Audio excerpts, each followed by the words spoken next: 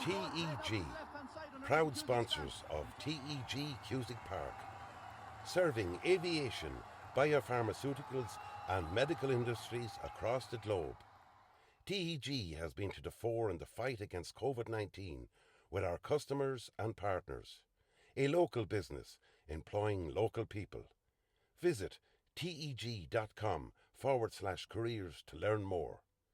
Wishing all our GA patrons a safe passage through the championship.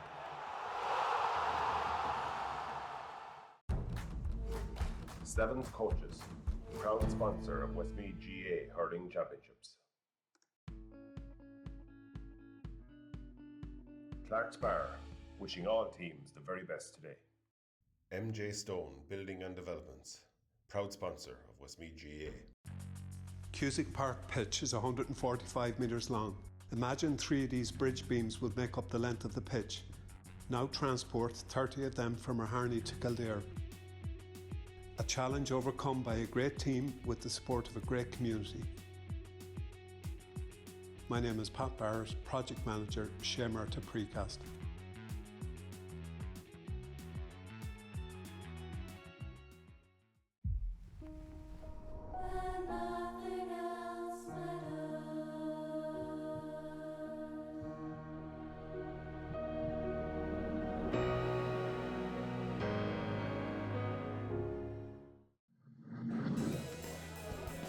Fáilte gona úsla go dtí a TEG at Cusick Park. Ladies and gentlemen, you're very welcome to TEG Cusick Park for this afternoon. Shay Murtagh Precast Intermediate Football Championship quarter final between Multyfarnham and Milltownpass. Ladies and gentlemen, you're very welcome, all our viewers on AirV TV. It's Paul Doolan here on commentary for you, and I'm joined this afternoon by Paul O'Donovan from the Westmeath Topic. And Paul, This is a game where we've been talking about this all week, and it's really a hard one to call, isn't it? In fairness, yeah, it's hard to call, and so it should be when you're down to quarterfinals and knockout. You want close matches and exciting games, and it really is. Of course, we've Multy, who came through there in fourth place in Section A, getting through. Just in the last game when just coming through against Rosemount there, but Milltownpass came through fairly comfortable from Section B, topped the group. They were through before they played their last game against Castleton-Finay. They were quite comfortable, so they were able to rest a couple of players for that. They lost that game to Finay. It's the only game they've lost. So when they've had to win their matches, they've won them, and really looking forward to this game now. Just as the Multi team are coming out onto the pitch, Paul, and getting a good round of applause. It's really all to look forward to here, and conditions are fine. There's very little wind. And it should be a good game. It's a little bit overcast, yeah. It's a little bit overcast, but it's virtually perfect playing conditions. And I suppose the only caveat, really, Paul, is that Milltownpass are coming in here on the back of a loss. But as you said, they did rest an awful lot of players last week. They had nothing to play for. They had done their work in the 4 previous games. Yeah. And And Finay had to win that game to keep their hopes alive. So it was from their perspective, it was very important. Yeah, and we've been very impressed with Milltownpass. Any games that we've seen them so far, Paul, you and I have seen quite a number of their games so far, and we have to remember that they've been in, what is it now, I think it's 3 or 4 intermediate finals over the last number of years, and they just seem to be the team that know when to peak at the right stage, and with them to have Davy Martin, who has brought them on another level, even another step up than that. Yeah, and he's there a couple of years now at the stage. They haven't swapped or changed. They haven't gone for the managerial change. He certainly knows the players at this stage. He's a nice, calm and influence, and of course he's getting a great tune out of them. Yeah, and he's getting the best out of them. Of course, there's some quality players there on both sides. You look at Milltownpass that we're talking about there. You've got, of course, their star player Brandon Kelly this year. I think he scored something like 328. Is that what it seems? Well, what I had him down for was actually I had him down for Brandon Kelly. He's got 9-14 in the championship. He got 3-6 against Maryland, and he got 3-7 against Ballymore. So he's been shooting the lights out in the game so far, and that's only in 4 games because he didn't play in one of the games. So he's their star player, obviously, but there's lots of other quality around. Liam Brennan there in the forwards, and Finn Barcoin, excellent players in attack. there is that backup now. Brandon was kind of a lone wolf here for the last couple of years, but there is a little bit of backup with it. One player that has impressed me, of course, the Rileys. Yeah. I mean, they have been ploughing at the trade for a long time, and so impressive. Sam Duncan back as well. Absolutely. Huge fill up for them. Yeah. You know, Finbar Coyne playing probably some of the best football I've seen him play, probably in a Milltownpass jersey, and indeed. Seems to be of those injuries that he had, and he seems to fully recovered now. One player that I have to mention, Paul, and I've been very impressed with him in every game I've saw so far, is the number 10, Oisín Coogan.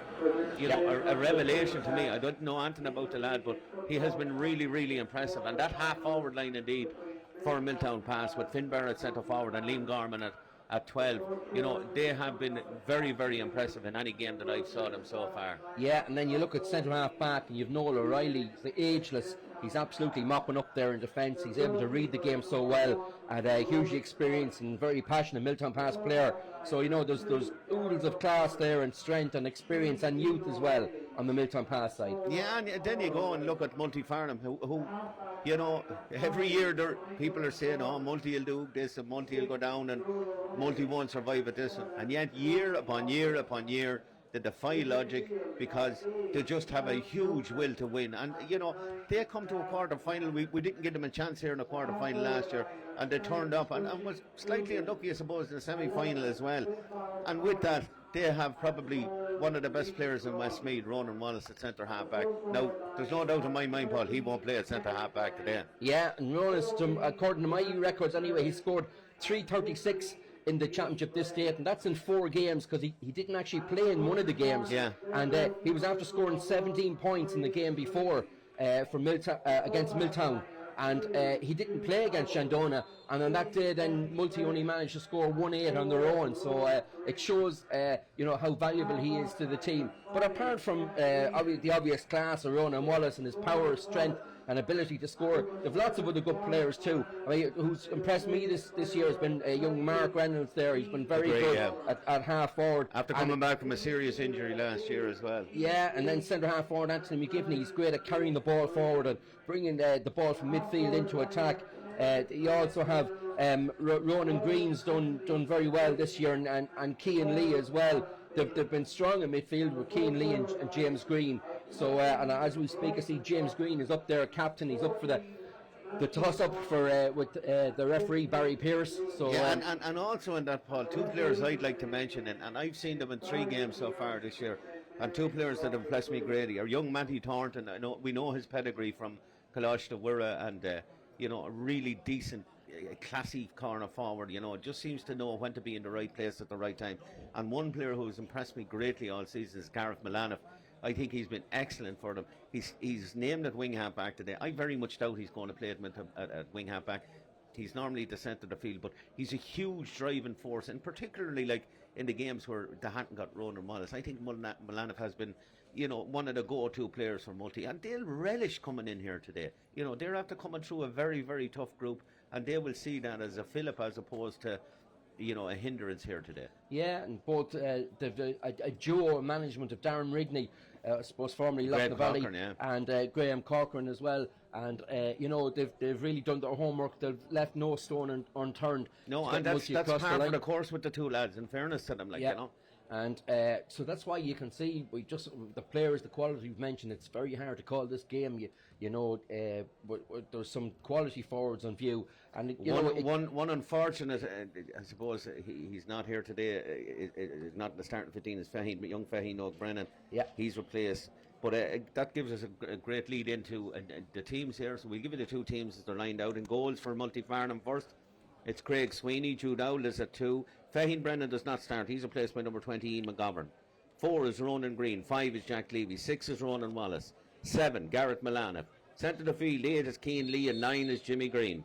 10 is Mark Reynolds. 11, Anthony McGivney, and 12 is Adam Bate. 13, Brian McLaughlin. 14, Matty Thornton, and 15 is Louis Green. Milltownpass line out as per programme. So in goals, it's Rory Coyne. Garrett O'Connor's at 2, Liam O'Reilly at 3, and 4 is Paul O'Reilly. 5 is Michael McCormack, 6 is Noel O'Reilly, and 7 is Tony Loftus. Centre of the field, 8, Sam Duncan, and 9, Gavin Glennon. Oisín Coogan is at 10, 11, Finbar Coyne, and 12, Liam Gorman. 13, Emmett Brennan. 14, Brandon Kelly. And 15 is Liam Brennan. Your referee for this afternoon's contest is Barry Pearce from the St Mary's Rochester Bridge Club. And Paul, Yeah, we're ready to throw in here. And they can see that Multy are going to be playing into the apartments end of the first half, and it Whatever looks bit of like, wind is in it. yeah, whatever wind there is, they have it behind them. It's also noticeable that Ian McGovern, who's replacing Fetton Brennan Multi team, has gone in at full forward. He's taken up the full forward position for this game. Yeah, it's interesting to see who's gone back into the defence, Paul. But Interesting to see the run, and Wallace isn't competing for the main throw-in. Indeed, it's the man that's gone up there with him is Jimmy Green. Jimmy Green doesn't get it, but Multi do retain possession of the ball. And it's Anthony McGivney. And it looks like Anthony McGivney is actually playing in the half-back line, Paul. So there's a serious change around. But as we spoke about in a lot of games this season, numbers on the back mean absolutely zero. And anyone that was lucky enough to stay with the game with us yesterday, we saw a full-back give to a wing half-back to score a winning goal in the Mullingar Shamrocks game last night. So numbers on back mean absolutely nothing at the moment. Yeah, foul there on Mark Reynolds early on, and this will be the first chance for Ronan Wallace to get in the scoreboard. He's a chance of a two-pointer as well, Paul. He's outside the arc. We know how deadly he is, how clinical he is from these ones. It'll be interesting to see what way the wind takes this one, Paul. We're looking over at the flags on the far side. There doesn't seem to be much of a breeze even over there. He's taken this one off from his hands as well. Interesting. We've seen him kick both from the ground and from his hands. So Wall kicks it short, and that's well gathered in there by Rory Coyne. And again, that's another thing that Milltownpass have settled on this year, where they've had awful goalkeeping problems over the last number of years with lads been injured. Rory Coyne has kind of solidified that whole area there, and he's been extremely impressive as well. The games I've seen this year, Rory's done very well for Milltownpass, and also with his kickouts as well. Yeah, absolutely. But then again, if you have the tower houses that they have at the centre of the field with Gavin Glennon and Sam Duncan, it's not too hard to, But Milltownpass playing their strength. Finbar Coyne now with the ball over on the terrace side of the field. Turns around, does well, pivots around the gives it over. Liam Gorman now gives it back to Coogan. Coogan is almost a libero on this team. He plays around that three-quarter area. That's a nice ball in. Lovely. Coogan gets it again. He's fouled. It's going to be a free in. A high challenge there. Good ball by Gavin Glennon there. Shifted it on very neatly and very well. It's a free, but it's a long way out. So yeah, Finbar was looking at it, but Gavin Glennon took it off him. Gavin takes it Played off. It short. And eventually comes back to Gavin. That's a high, dangerous ball. Anthony McGivney is under it, but Anthony McGivney was just a little bit too hasty there. Ball into the forward line now. Milltownpass looking for the first score of the game. Lee Brennan, but that's a good interception. A really good hand in that time by Milanov. Gareth Milanov did very well to get a hand in there at that one. Out it comes now. McGivney takes it on himself. Looks up. Doesn't see a whole lot in front of him. Eventually gives it into Jimmy Green. Green now gives it into Wallace. Wallace back to McGivney. How many times have we said that over the last couple of years? Wallace to McGivney. That's a nice run through by Cian Lee. Cian Lee has stopped the first time, but he's still placing around. Brian McLaughlin goes for a Hail Mary, but that's gone out. It's gone out for a 45. Yeah, it's Gareth O'Connor just got his foot to the ball. Yeah, it was actually Jimmy Green hit the ball, and it was actually going in, trying to get it into Brian McGovern or Brian McLaughlin. And Brian McLaughlin has taken up a position, Paul, that we've seen on so many occasions. He's on the edge of that square, and that's where he'll stay for the whole game virtually. Yeah. Ronan Wallace's second opportunity to open the score. This one, as I said, off the ground. And he does better switch, off the ground. You're right, Paul. He does switch from hand to ground on a regular basis. Wally now with the 45, trying to get the first score. We're almost 4 minutes into the game here. Good strike by Wallace. Is it enough? Yeah. It is. Straight over. Up and over the bar. Good score by Ronan Wallace. He gets the first score of the game here after 4 minutes exactly. Yeah, that'll settle him down, and once you get your first score, you're up and going. He wouldn't have wanted to have missed his first one. So. And Paul, this game means so much to both these teams. There's bound to be a little bit of good work by Mark Reynolds there. Reynolds got the hand in on that time. Reynolds looks around, that looks like a trip, and Tony Loftus has compounded his effort from not gaining the ball from the kick out, and we talked about Rory Coyne there. It was a decent kick out to him.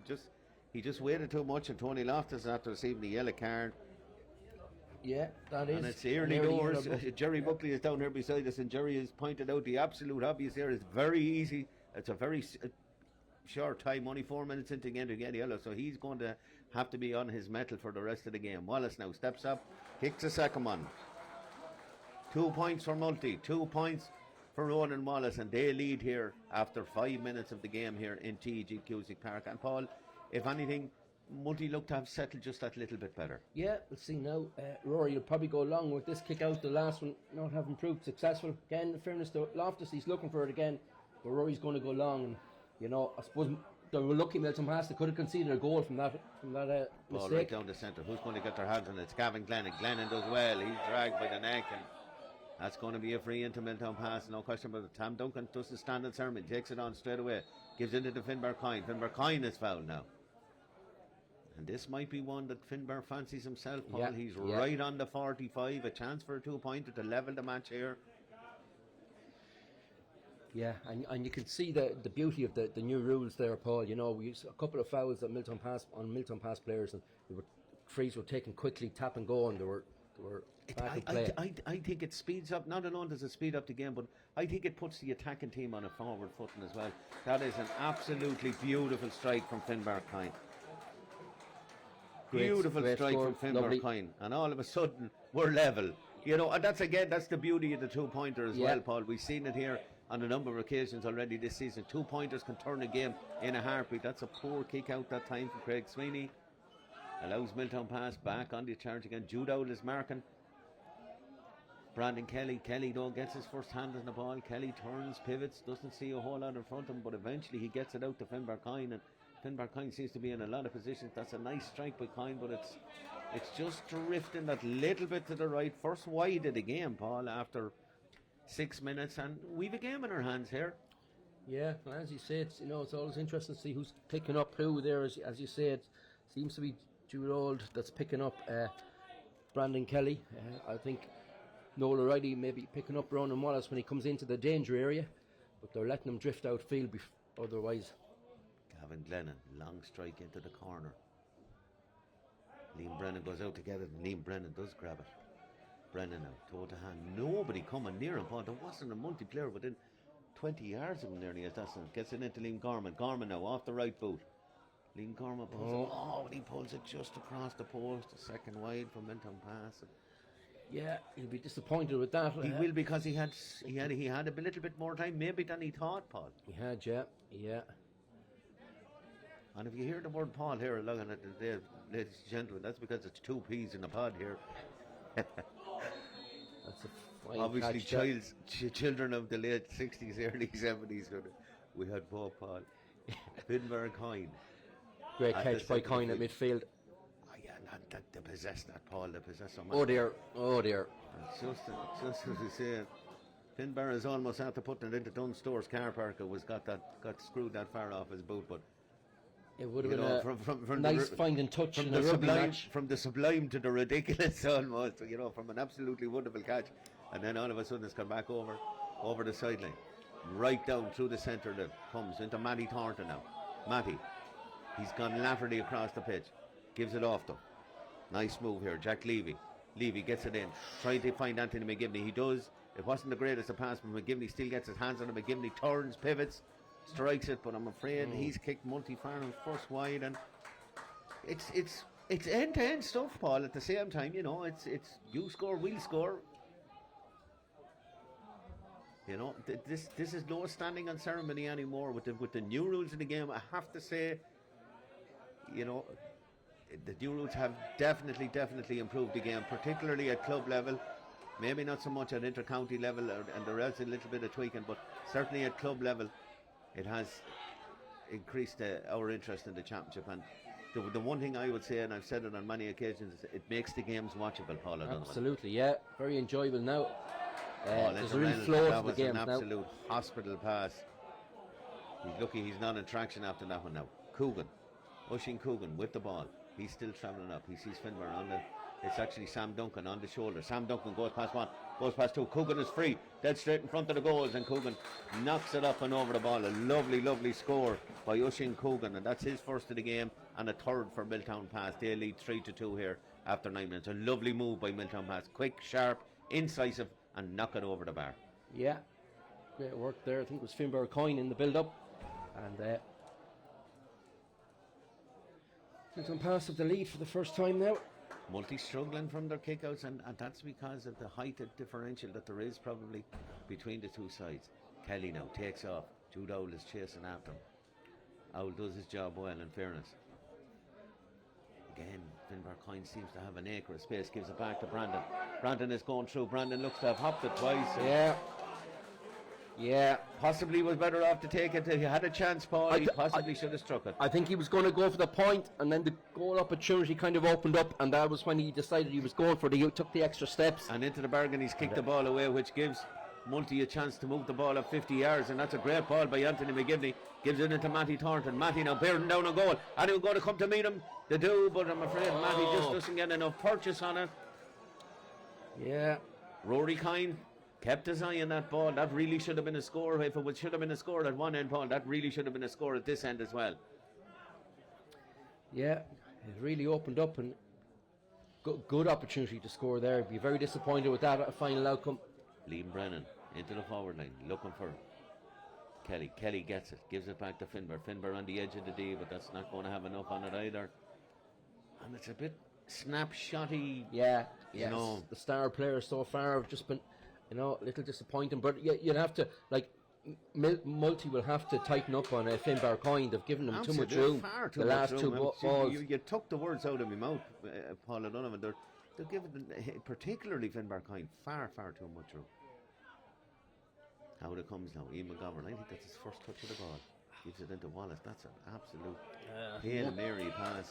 Ronan Wallace won't thank him for that pass. Give him no chance. He could have got a clatter into the bargain, but Tony Loftus eventually is taken on the far side. Riley coming out with the ball now. Does well to evade one tackle, but there's an awful lot of players over in that corner of the pitch. Gavin Glennon does well. What a sidestep. He bypassed 4 players by going on a sidestep that time. But he's gone back into trouble again. Eventually he does get the ball up. He's looking for Coogan. Coogan has the pace on Matty Thornton here. Does well. Picks it up. Coogan's still in retention of the ball. There's not a whole lot in front of him though, so he has to look back. Out the field. Liam Brennan is there. Brennan does well. Gets it over onto this side of the field. Over to his wing half back. That's Michael McCormack. Moving it around nicely now. Looking for that open. They're probably looking to try and get into the Brandon, and look where it goes. That's the ball into Brandon Kelly. Kelly now takes on Jude out. He's got on the inside, and Kelly is still going. Kelly's still going. Kelly's still going, and Kelly slots it to the back of the net. I need a lot of work to do, Paul, but that's a super finish from Brandon Kelly. Didn't panic.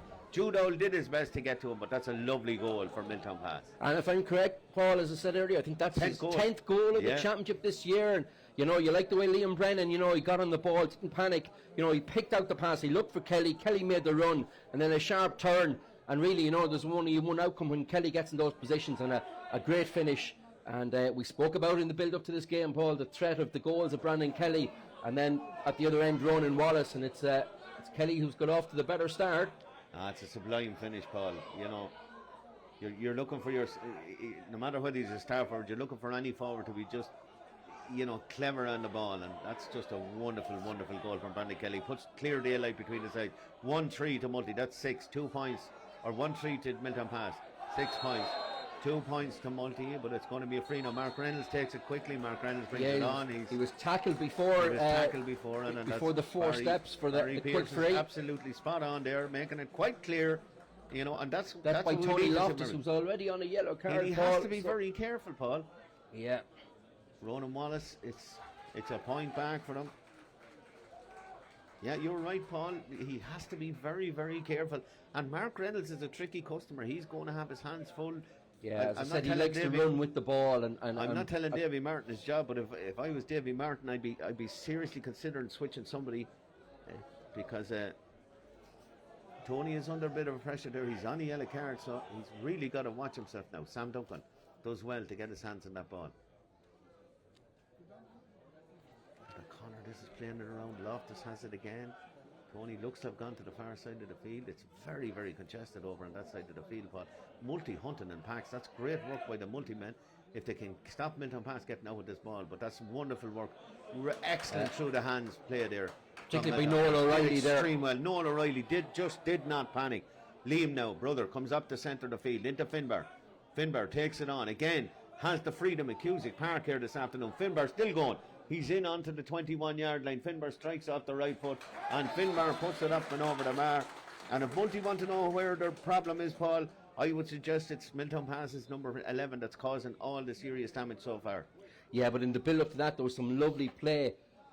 From their own 21-yard line. Yeah, and particularly Noel O'Reilly weaved his way in and out, kept the hand passing going. They didn't panic, found their men, and it ended up with a lovely point by Finbar Coyne. And just off, I don't know if it was off camera or just before play began, Barry Pearce's umpire called him in, and he's just had a word, just a quiet word with the players, let the game get on, and the players know where to stand. Yeah. Good refereeing. Absolutely, great refereeing, yeah. Ball into the centre, eventually comes, Wallace does well. Wallace looks up and sees that Anthony McGivney has gone on a run. McGivney, he's inside the arc. McGivney has a man in front of him, gives it off, ships it well. Is that going to curl in? That's a beautiful score.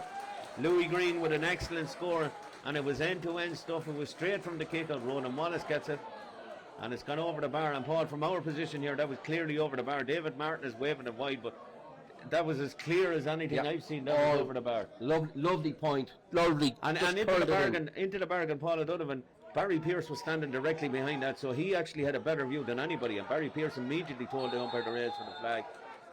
Foul here in front of us. Going to be a free into Milltownpass. They take it quickly. Liam Gorman gets it up, looking for Brandon Kelly. Brandon Kelly playing a bit of soccer here and does well to retain possession of it. And Kelly is surrounded by multi-men, but he still gets it, gives it into Coogan. Coogan runs into trouble. Again, it's knocked out of hand. Great hunting by Multyfarnham. Superb work that time by Kean Lee. Gives it on to Wallace. Now Wallace, he's inside the 45, strikes it. That's not going to have enough purchase on it. Brian McLaughlin is trying to get there, but Rory Coyne is wise to that situation, and that's a chance missed for Multi. There was players available that time. I think Ronan Wallace was a little bit hasty in going for the score from so far out. Ball into the forward line. That's a tug on the jersey, and I think again Barry Pearce is absolutely spot on. He's keeping up with play. He's getting a bit of re-raw from the Milltownpass here, but I actually think that was spot on. Mark Reynolds now. Reynolds, he's gone past one, he's gone past two. Tony Loftus is coming to him. Tony Loftus is going to have to be careful, and that's why Noel O'Reilly comes in, and that's a foul. And Reynolds is causing consternation here in this Milltownpass defence. They've got to be careful. If we're talking about Brandon Kelly on one side, Mark Reynolds seems to be doing all the damage on the Multi side. Yeah, he's so good once he gets into the ball. He's able to solo and carry it into the danger area. Milltownpass players are finding it very hard to close him down and without fouling him. And I think that's the third foul he's won for his team so far. And dead straight in front of the goals. And I have already this one written down. And maybe it's not a good idea, but that's a point for Ronan Wallace. His fourth of the game, Multi on 5, Milltownpass on 1-4. It's 7 points to 5. It's been a very entertaining 18 minutes so far, Paul. It's 10-10 stuff. It's really good football and some great scores, and that's what you want. These are the type of games we want to see. Competitive games where both teams feel they have a chance. What a catch by Sam Duncan. Duncan takes off. Probably was fouled on it, but he gets it eventually to Liam Gorman. Into Gavin Glennon now. Glennon now, bearing down on goal. Glennon. One side step, two side steps, and pops it on his left foot and pops it over the bar, and that's the perfect response. After conceding a score at one end, just go straight down and knock it over the bar at the other end. Yeah, it's just the last two balls to midfield. It's Sam Duncan's just got on them, just ahead of James Green of Multi, who was doing very well up to that stage. But Sam is just getting a feel for the ball around midfield, and he was very influential in that score with Gavin Glennon finishing it off with the point. Wallace now, he takes off. First chance is by Emmett Brennan, but Emmett doesn't even come close to him. Right over onto the far side. Multi trying to build again. Matty Thornton. Matty now. He's over on the terrace side of the pitch. Gets it back to Wally. Wally looks up and sees that it's the corner back. That's Ronan Green has the ball. He gets it into Reynolds. Back to Wallace on the 45. Strikes it with the outside of the boot. And that is just a magnificent score from Ronan Wallace. And, you know, That's just a joy to behold, Paul. When it comes up, what a score from Ronan Wallace. 7 points to Multy. He scored 6 of them. 1-5 to Milltownpass. There's only a point in it. We're almost 20 minutes into the game. That's kind of what we expect from Ronan. You know, his standards are so high. It was better than his previous efforts, Paul, from play. He'd be disappointed with them. He dropped a couple of them short, and he found the range with that one. And and even though we're expecting him, Paul, it's just a joy to watch a score like that going over. We have to start praising our players when they do something spectacular like that, and we probably don't do enough of it in the GA, but that was an absolutely magnificent score from Ronan Wallace. And it's a bit of a shootout between himself and Brandon Kelly at the moment. It seems to be you get one, we'll get one. Eventually comes back, and the man that scored the last point from Milltownpass, Gavin Glennon, looks up to the far side. And again, Paul, that half-back line for Multyfarnham, they seem to be drifting back a little bit too far for me. They're giving Milltownpass far too much time and far too much space on the ball, in my opinion. Milltownpass are patient with it. They're trying to pick out the right pass every time. Gavin Glennon picks it up this time. Gets it into Liam Gorman. Gorman looks up, sees that there's a man free. That man free is Mickey McCormack. First little lull in the game after about 20 minutes. It's been end-to-end up to this, but Ocean Coogan's on the run now. Coogan, he's going to have a go from a long way out, and Ocean Coogan has struck it. Good score. Coogan has hit a beauty. I did say it before the game, boys and girls, ladies and gents, keep an eye on this young man. He's a right good half forward. 1-6 to Milltownpass, 7 points to Multy. We're 21 minutes into the game here, and what has been a thoroughly enjoyable game so far. Gareth Milanoff now. Milanoff going right through the centre, does well, gives it into McGivney. McGivney now, he's taken off. There's a man coming off his shoulder. Keane Lee is at speed, but eventually he looks back for Wallace. Wallace, is he going to have another go? He is. Ronan strikes it off the right foot. That one looks like it's drifting and drifting and drifting wide. Second wide only for Multi. Two apiece so for both sides, but its score remains the same, 7 points to 1-9. And looks like Stephen Sweeney is about to come on for Stephen Sweeney, yeah. He has been kind of their go-to player off the bench and started a couple of games indeed. It'd be interesting to see who he's got on for. Yes, for number 5. So Stephen Sweeney goes into the forward end. It looks like Mark Reynolds is going back, and Paul, I'm not sure whether that's a clever move, to be quite honest with you. Mark Reynolds looks like he's going back, half back. Oh, there's a wonderful catch from Finbar. Gives it on to the other twin tower at the centre of the field, Sam Duncan. Duncan looks up immediately to find Brandon Kelly. Kelly, Jude Owl is staying with him. Kelly eventually gets it out.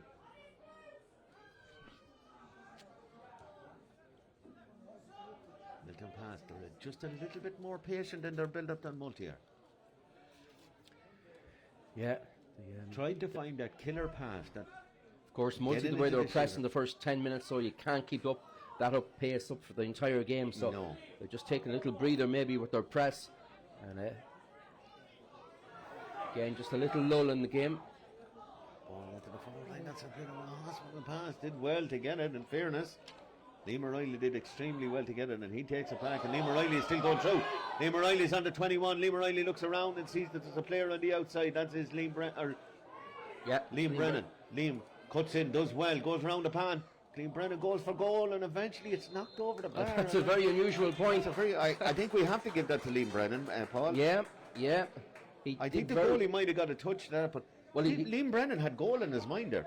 The ball came off the goalkeeper from Brennan's shot, and it just deflected off Liam Brennan's foot and went back over the crossbar. There's a poor kick out from Craig Sweeney. It's Emmett Brennan this time. Emmett now takes it on. Finds a man. It's going to be a free no matter what happens, and it's Barry Pearce has called it up. It's going to be a free. That was a poor kick out from Craig Sweeney. Gave the ball right back at Milltownpass just at a time when they really could have done with Multi getting on the ball and getting a bit of play into their hands. But it's going to be a free, and now it looks like Sam Duncan is going to take this one. I wouldn't have ever regarded Sam as a free taker, Paul, but it looks like he's stepping up to this one. Or is it Finbar? Maybe it's Finbar. It is. Finbar. Yeah. And that's a lovely strike from Finbar Kine. Sweetly struck point. His fourth of the game actually, because he got a 2-pointer free earlier on. So Milltownpass now out to a 4-point lead. 1-8. That's 11. 7 points to Multi. 24 minutes into this game. Yeah, Multi won't want that gap to open up anymore. They need to start winning their kickouts. They're not doing it. Milltownpass are dominating around midfield now. That has been the problem, Paul, that they're struggling from their kickouts. We've seen it here on a couple of occasions over the last couple of weeks. You really have to be winning your own kickouts. Kelly now gets past out again. Out. Kelly brings down on goal. Kelly has a chance. Fists it and knocks it over the bar. Takes the right option once again. And that's what I like about Brandon Kelly, Paul. He takes the right option invariably. Yeah, he got out to the ball first, but what Jude All has to do there is he has to make sure that Brandon doesn't turn him. Once he turns him, he's gone. He's got to keep himself between Brandon and the goals, and or maybe even get a little, or maybe even get a little bit of help over to help him over on that side, because it's fairly obvious where Milltownpass are going to strike the ball if they can get it that far. Great ball in from Wallace, finds Matty Thornton. Matty Thornton does extremely well to hold on to that ball. Looked like a foul to me. Barry Pearce doesn't have the hand up, but Matty Thornton is still going. He does well, gets it into McGivney. McGivney looking out to see if there's anybody available. Eventually he finds Wallace. Wallace looks up and sees that over on this side of the field we have Louis Green. Back into Matty. Wallace again, they're playing it around the periphery. That's a lovely pass. Ball right over to the far side. Over it goes. That's time to Adam Bate. First time we really mentioned Adam Bate in the game, and Adam Bate. Oh dear. Adam Bate is knocked wide, and they're the type of scores that Multi, if they want to stay in this game, Paul, they're going to have to knock over a few of those. What a pass by Ronan Wallace. The options were limited, and on this side he just turned around and played a lovely ball outside of his right boot across onto the terrace side and picked out his teammate Adam Bate. Bate will be disappointed not to have got the score there at the end, but again, more skills from Ronan Wallace. Ball into the centre. Who's going to grab this one? Is it Gavin Glennon? No, it's not. It comes out to Jimmy Green in the end, and eventually comes out to the substitute, Stephen Sweeney. McGivney now. McGivney playing almost as a utility halfback. Tries to get it into Ian McGovern, and Ian McGovern didn't even bother going for that and just gave up on it completely. Gavin Glennon now looks up and sees that Emmett Brennan is there. Emmett looks up, looking for brother Liam now on his right foot. Is he going to have a go? No, he's not. He goes on to the left and eventually gets it back out, this time to Paul O'Reilly. Paul looks up and sees that Emmett Brennan is there. Again, it's the difference in the build-up, Paul.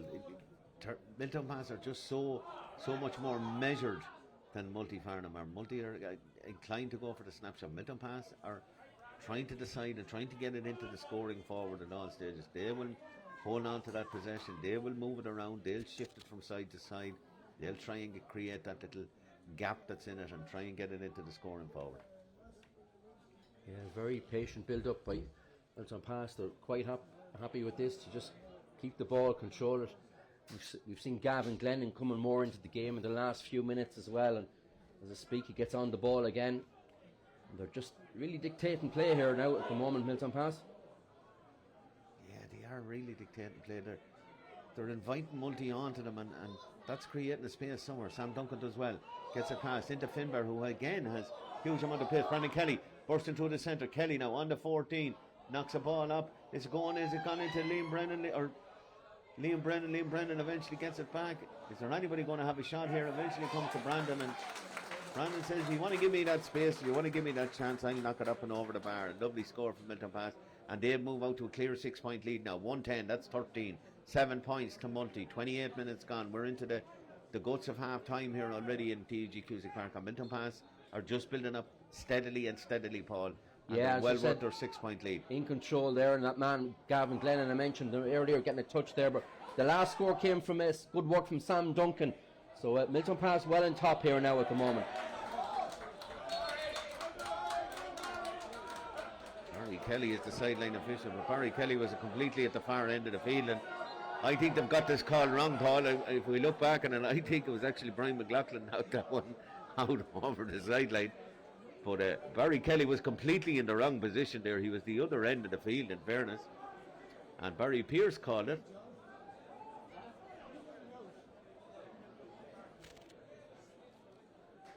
Ronan Wallace is trying this spectacular one, but it's gone wide, Paul, very wide. Yeah, and for all the good that he's done, he's kicked a couple of wides as well, Paul. And a couple short as well, Paul.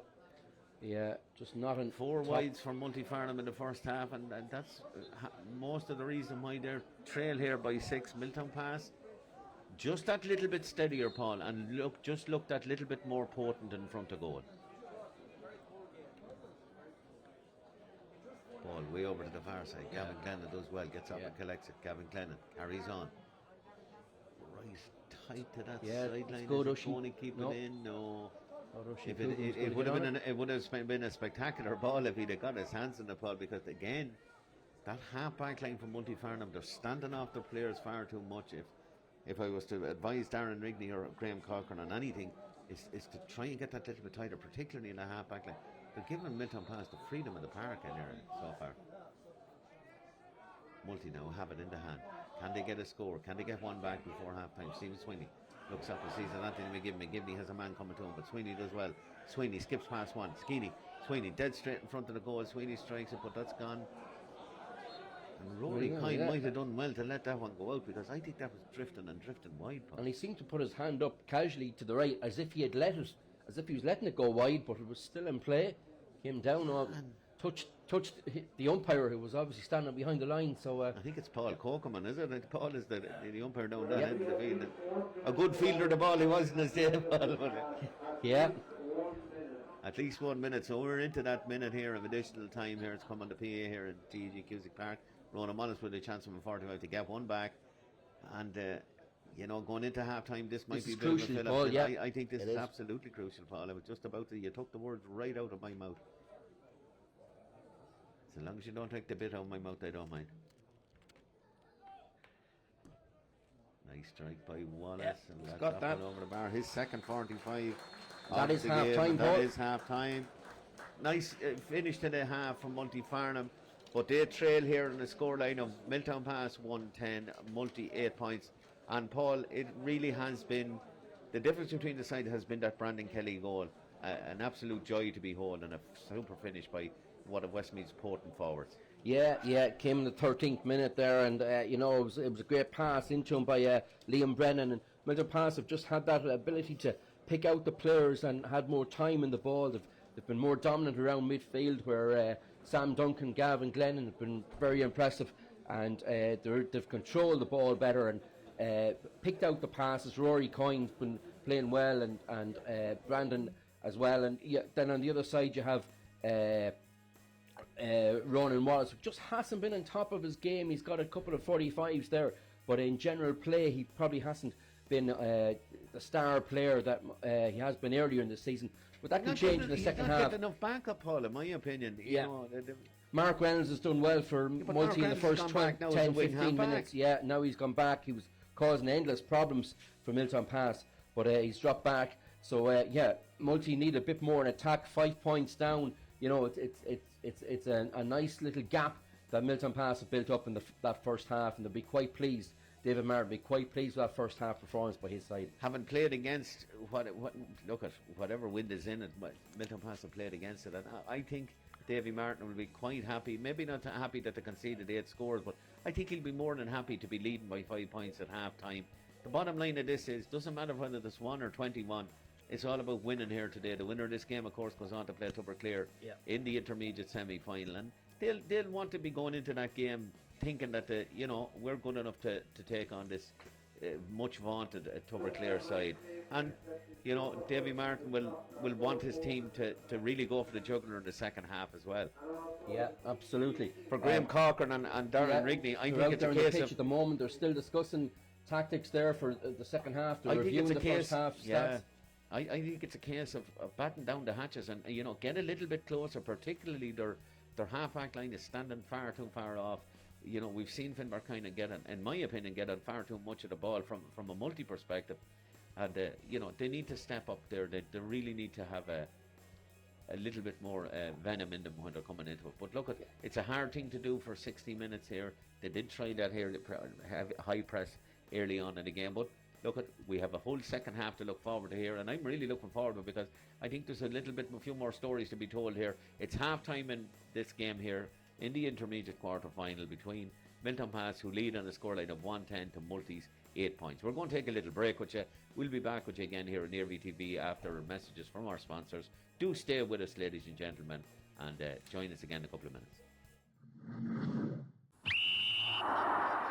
TEG proud sponsors of TEG Cusick Park, serving aviation, biopharmaceuticals and medical industries across the globe.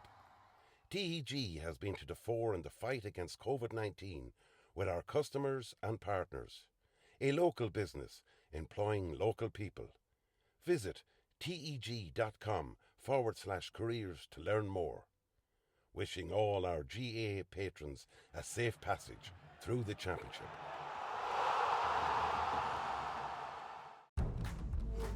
Seventh Coaches, proud sponsor of Westmeath GA Hurling Championships. Clark's Bar, wishing all teams the very best today. MJ Stone Building and Developments, proud sponsor of Westmeath GA. Cusick Park pitch is 145 metres long. Imagine 3 of these bridge beams would make up the length of the pitch. Now transport 30 of them from Harney to Kildare. A challenge overcome by a great team with the support of a great community. My name is Pat Barrett, Project Manager, Shay, Murtagh, Precast.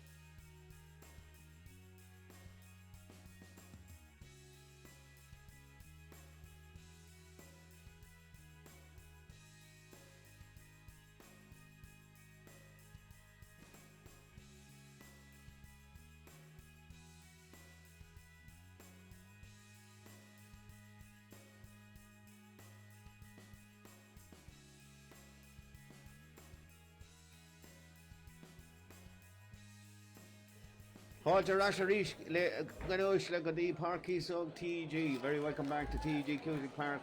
Milltownpass back out early for the second half. Man, to get going at it.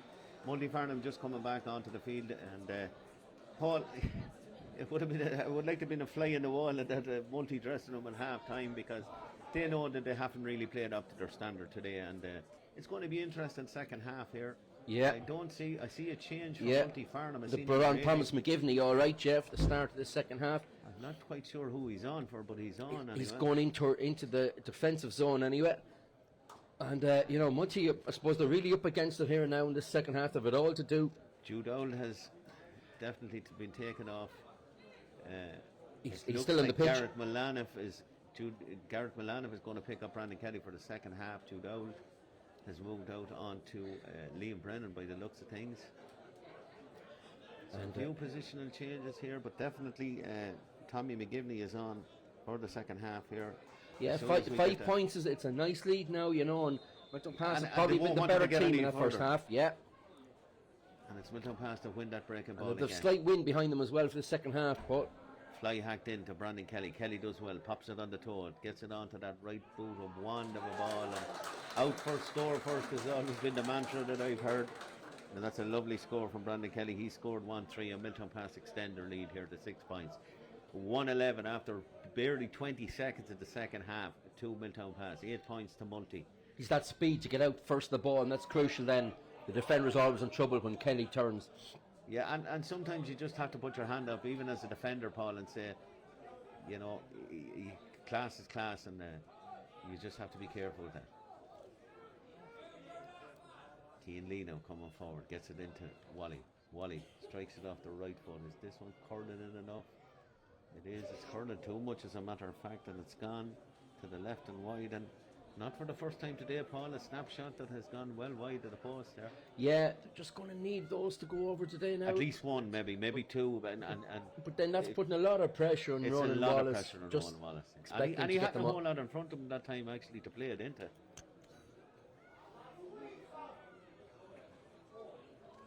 I think it's actually Brian McLaughlin that's gone, Paul. I don't see the number 13 out there for the second half, but it's Milltownpass on the attack now. Finbar gets it back. It's on the length of the pitch here, Paul. Right down the field. Oh, what a goal! An absolutely beautiful goal by Liam O'Reilly. Started and finished that move, Paul. Super move by Milltownpass there. Came from their own kick out. Rory Coyne got the ball to Tony Loftus, and he laid it off to O'Reilly, and O'Reilly then exchanged passes with Finbar Coyne, and he just kept going, and what a finish. What a finish. Oh, cracking goal, Paul. Cracking goal. Like, if you were a forward, you'd be happy with a finish like that, but that's your fullback that's slotting to the back of the net, and so casual as well. I think it's Brian McLaughlin that's gone, Paul. I don't see him on here for the second half. And Multy in real trouble now, Paul. Yeah, that's a great start. Out first, score first, and to get a goal early in the second half. Mark Reynolds looks like he's gone back into the forward line.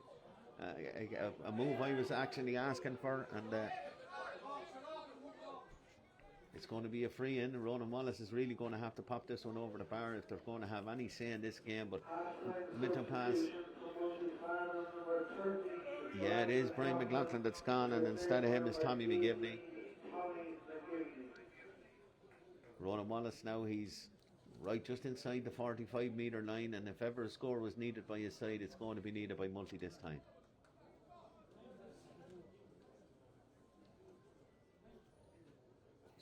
He's got two similar from this distance in the first half.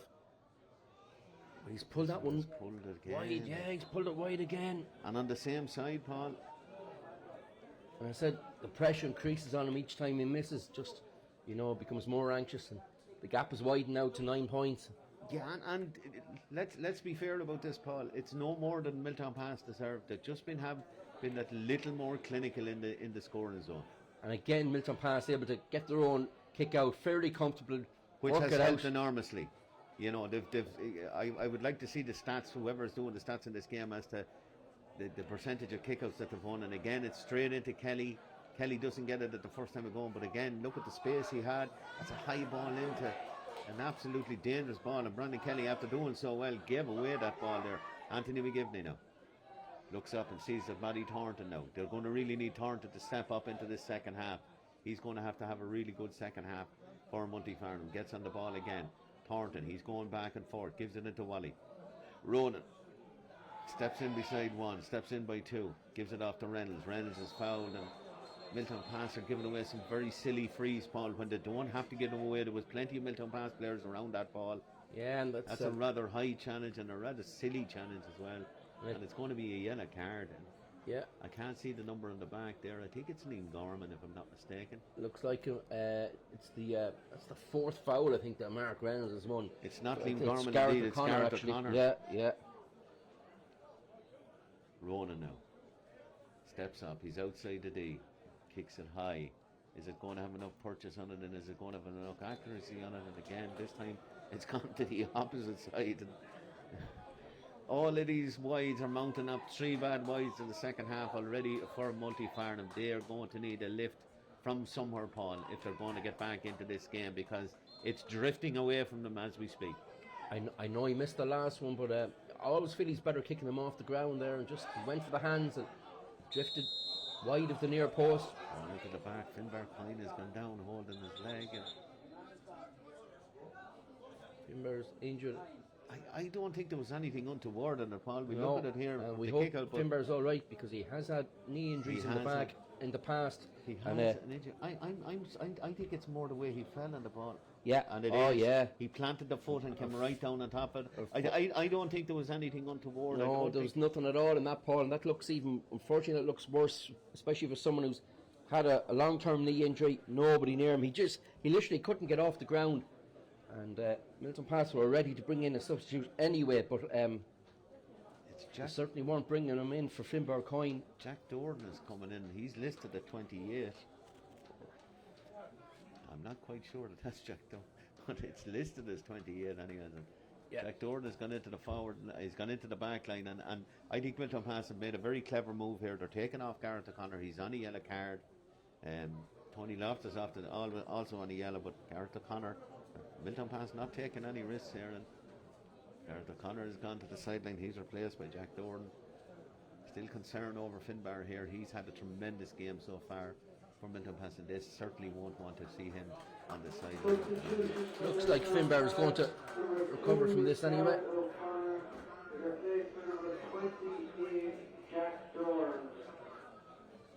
Say it's Jack Dorn, so it's not a name I associate with that. And good to see Finbar getting up. He might be limping, but at least he's able to carry on.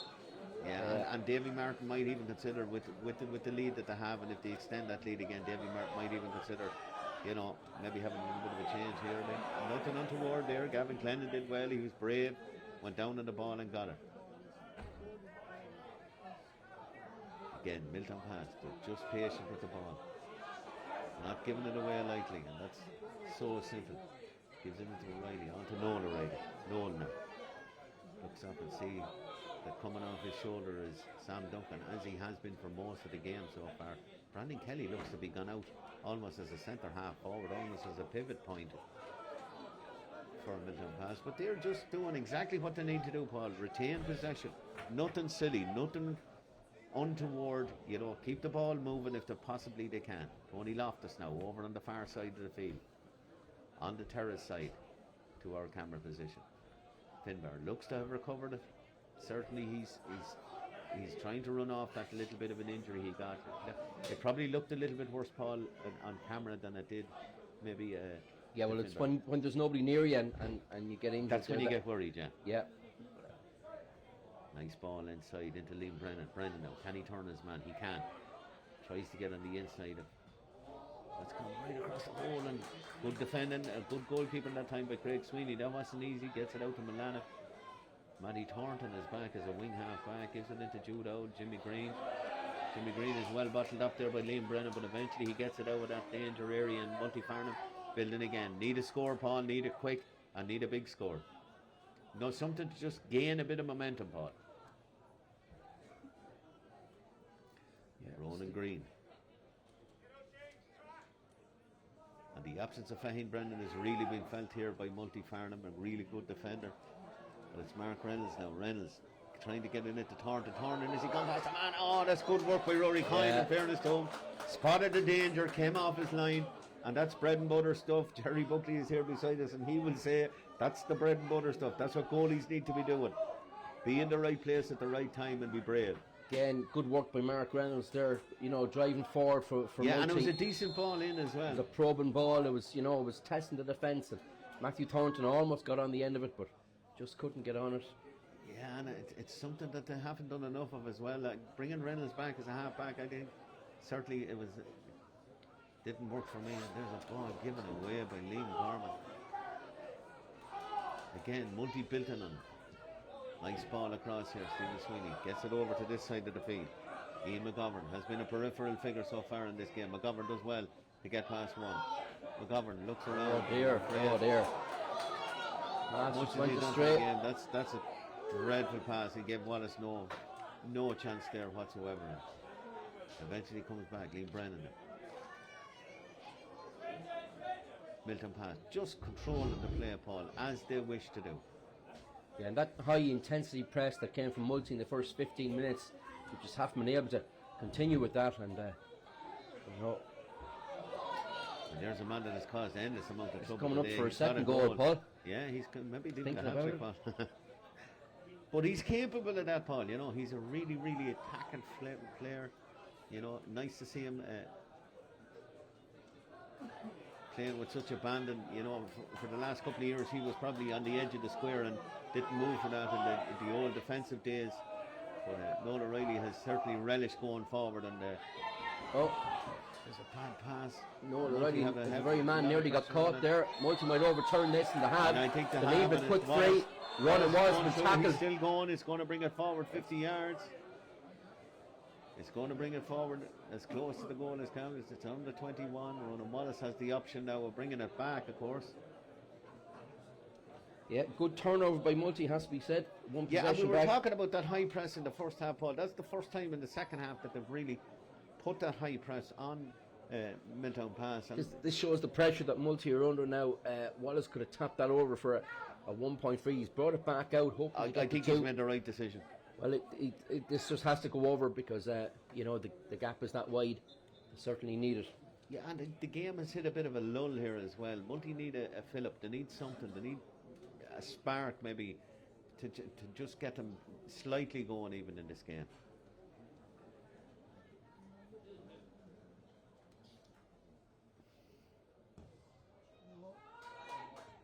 Oh, he just got it. But But he got it, and that's it. That's the 2 points, and Multy really need to bring them back into the game. there's only one problem with that, Paul. He scored all bar one of Multy's 10 points, and someone else is going to have to step up if Multy are to get back into this game because they still trail by 7. 2-11 to Milltownpass, 10 points to Multy. We're 12 minutes into the first. That's a super catch that time by Ronan Green. Ronan gives it on now. Chance for Multy to build it. Reynolds looks up and sees Wallace in front of the goal. Oh, Paul! I had the X marked on me sheet here. I thought that was heading into the back of the net. Oh yeah, as you say, great catch by Ronan Green. He lit off again. It was Mark Reynolds with the pass into Wallace. And Reynolds' introduction Wallace back into that half-forward line has the made a net huge there. difference. And he just kicked it too high, and it was a point. Just clipped the crossbar on the way over.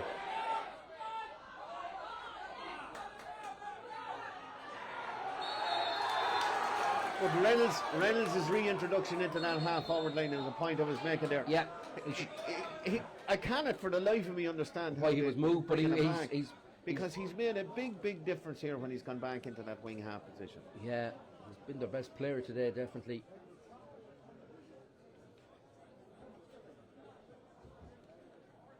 Again, Multy swarming around that ball, and they get the free for over-carrying by Milltownpass. And Just a break and play here. I'd just like to say hello to Matthew Thornton's parents, Jim and Kathy, are out in America, out in New York, watching the game, hopefully in RVTV, and they're at the Ryder Cup. oh God, I hope they're watching RVTV. Hope they're enjoying the great result. And as I said, Matthew gets on the ball and plays out to Stephen Sweeney.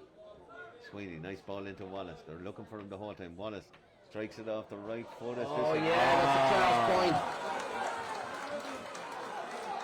And now all of a sudden, Yeah, it's 13 points to Multy. It's 2-11, and we're back in 4-point territory. We're back in manageable proportions. Yeah, good work there by Matthew Thornton, and I got it to Stephen Sweeney, and of course Wallace, when he can find the range, he'll bring the 2-pointer, and that's it.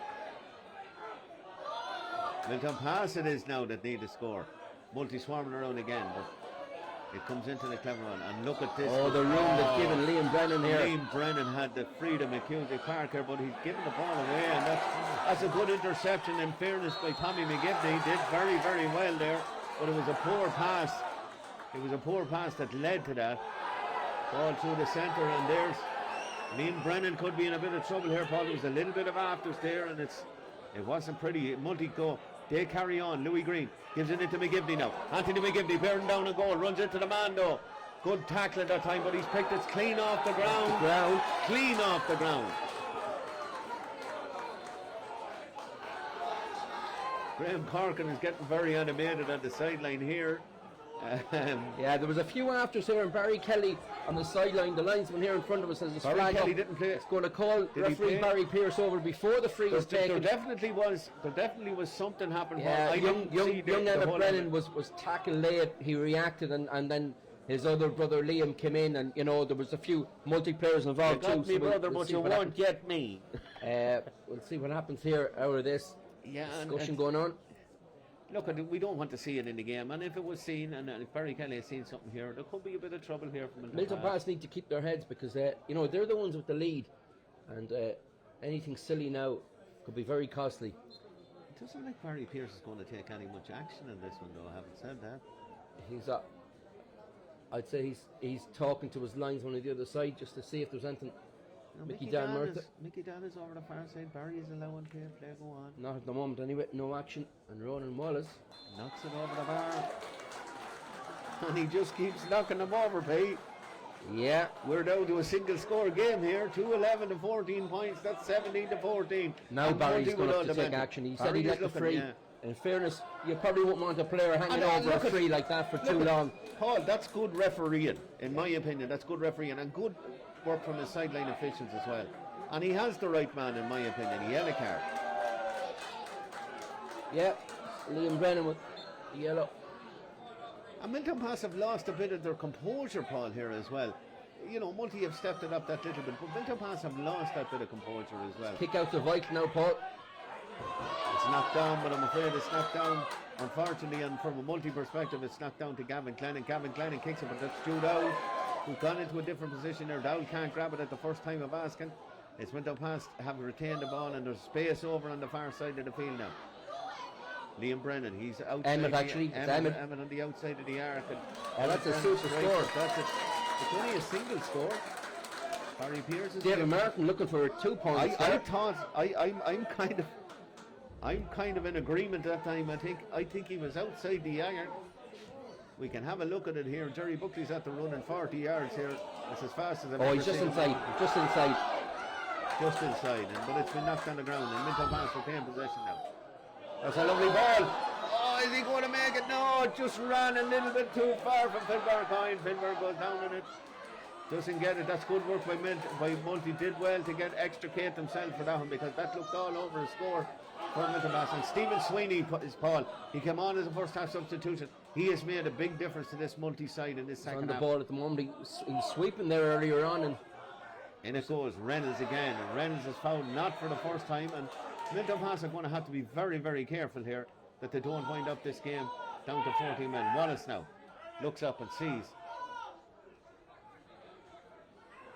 And it's the number 15, Louis Green, on the ball. Gets it back to Wallace. Wallace gets it over onto the far side. Chance now.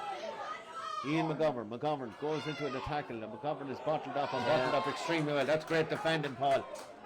Yeah, Noel O'Reilly coming away with the ball there. 3 Milltownpass players. And what a game Noel O'Reilly has had for Milltownpass. He has been excellent. Oh, what a turn by Kelly. Kelly takes off now. There's 2 Multi-fat lads in his wake. That's 3 Multi in his wake. And eventually the only way they can do Anthony is to drag him down. And there's no doubt in my mind this is going to be a yellow card here. Probably for Anthony McGivney, I think. Yeah, Kelly's substitution. Milltownpass have gone to the bench for the first time. That's the number 19, or second time, sorry. Shane Cochran is on now. Yeah, I suppose Brandon Kelly gone a bit quiet there the last 10 minutes or so. But once he got that ball in hand, sharp turn, he was gone like lightning. The multi-players just couldn't keep up with him. And Milltownpass, as you say, making that substitute, Paul. Yeah, and it's Oisin Coogan that has come off, Paul. Yeah. Another substitution on the Multyfarnham side. That's the number 28 that's coming onto the field now. That's Adam Lockery. Haven't seen Adam Lockery all season. A chance though for Milltownpass over on the far side. Ball has gone drifted, but it's drifted well wide. First wide in the second half, but they haven't had too many attacks in the second half anyway, Paul. Apart from Nolan O'Reilly's goal. That just increases Or the Liam pressure O'Reilly's back goal. in Milltownpass now. It does, yeah, absolutely. They needed that score. 4 points of a differential here. Multyfarnham 14, Milltownpass 212, that's 18, 4 points. We are just 10.5 minutes left here in TG Cusack Park, plus whatever, and the referee wants that on, and as we've seen here over this weekend. Yes, there has hasn't been been nothing quite about an added on additional time. You won't mention the war. But it was a cracking finish yesterday, Paul, and we could be in for another one here today. Yeah. Now, if Finbar Coyne. Good work by Finbar Coyne again. Given far too much space. Finbar sees a man outside him. Is it a chance of a turn? Goal! Just when you thought it was there to go back in the woods, Liam Brennan slots it into the back of the net. But that was completely created by some tremendous work by Finbar Coyne. Yeah, he got the ball. But nobody Less came than to 50 meet him. metres out again, solo at pace. Laid it off. And Adam Lockery is on for Ian McGovern on the far side. And Adam Lockery's first chance, shot in the ball. Is he going to get there?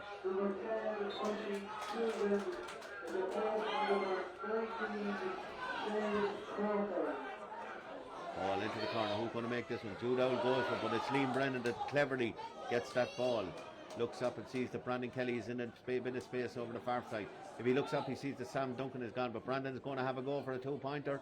He's a long, long way out, but I'm afraid it's too long because that's drifted wide. And Paul, just when you thought Multy were coming back into this game, Milltownpass just put the nail in the coffin again. It's a wonderful, wonderful third goal for the Milltownpass. Yeah, it's I suppose it's the insurance score, you'd say at this stage, great goal. Clinically taken by Liam Brennan, who just picked up a yellow card a few minutes ago, but that's the way to answer your opponents. And he wasn't too long about pointing out that to a couple of the Multy defenders. That's true. But Milltownpass now back in control, and it's probably sucked the life out of Multy, that last goal. Yeah, just when they had that little bit of momentum, Paul, they got it down to a one-score game, as you say. And all of a sudden Milltownpass have just stepped it up a gear, but again it's through the centre again, and it's Sam Duncan. He has to Brandon Kelly. Is it going to be a fourth goal? Oh, that's a good save. It wasn't the greatest of attempts, Paul, but it was a decent save by Craig Sweeney that time. Now, can Multy turn that disadvantage into an advantage for themselves? They're back on the attack again. Need a score, need it quick. They're in arrears here. They need a score. Probably going to need at least one goal, maybe two.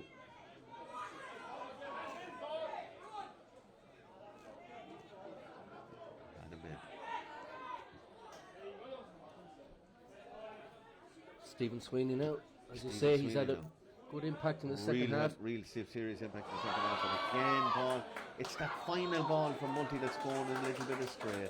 Yeah, and as we look to our right here, we can see Caulry team going in after the warm-up. And going in, getting ready for the senior quarter-final, which is coming up after this game. Yeah, also here VTV against Kinnegad. On the TV for this afternoon, he'd be joined by the Honeypot for the second game, the great Shane Donoghue was on. And Shane will be happy, of course, at the moment because his Milltownpass club are leading here comfortably at the moment. He'll be delighted with their performance so far. Back into Kelly now. Kelly turns off the right foot. Is this one going to have a nothing again? That's gone wide as well.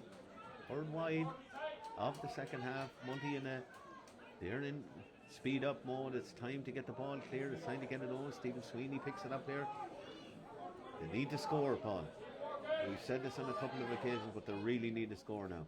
Well, one thing's for sure, they'll keep going to the bitter end anyway. Right to the bitter end. If we remember the semi-final here, or the quarter-final here last year, looked to be dead and buried and came back from absolutely nowhere to win an extra time against Clare. Way over on the far side, Adam Lockery gets it into Sweeney. Sweeney's going to have a goal from way out the field, but it's a bit of a lash, Paul. Yeah, needed it. Bit of a lash. He needed it, but 2-pointer. He needed it 14 points to Multi, 3-12.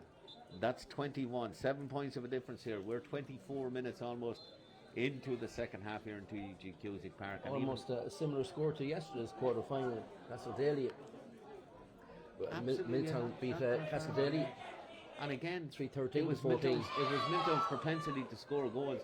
Some of them were of the fortuitous variety, it must be said. But speaking of goals, here's Liam Brennan. Brennan, he's looking for a second one, is he? Is Brennan going through? Brennan taps it on his toe, looks up and sees there's a man coming through, and that's Liam Gordon. Oh, Liam Gordon. Oh, it was actually harder to put it wide than it was to put it into the net. And I think actually Liam Brennan probably should have gone for that himself. He had a couple of steps on the man. He probably should have finished it long before he went across and put it past to the far side of the goal. Hopefully at this stage they don't regret it, because they look comfortable enough here at the moment. They're lucky the game isn't tight. They've missed a couple of really good chances in the last 15 minutes. They're lucky to have that pushing of a lead. Reynolds is fouled, but Reynolds is still going. And I would like to see the statistics on how many times that Mark Reynolds has been fouled here today, Paul.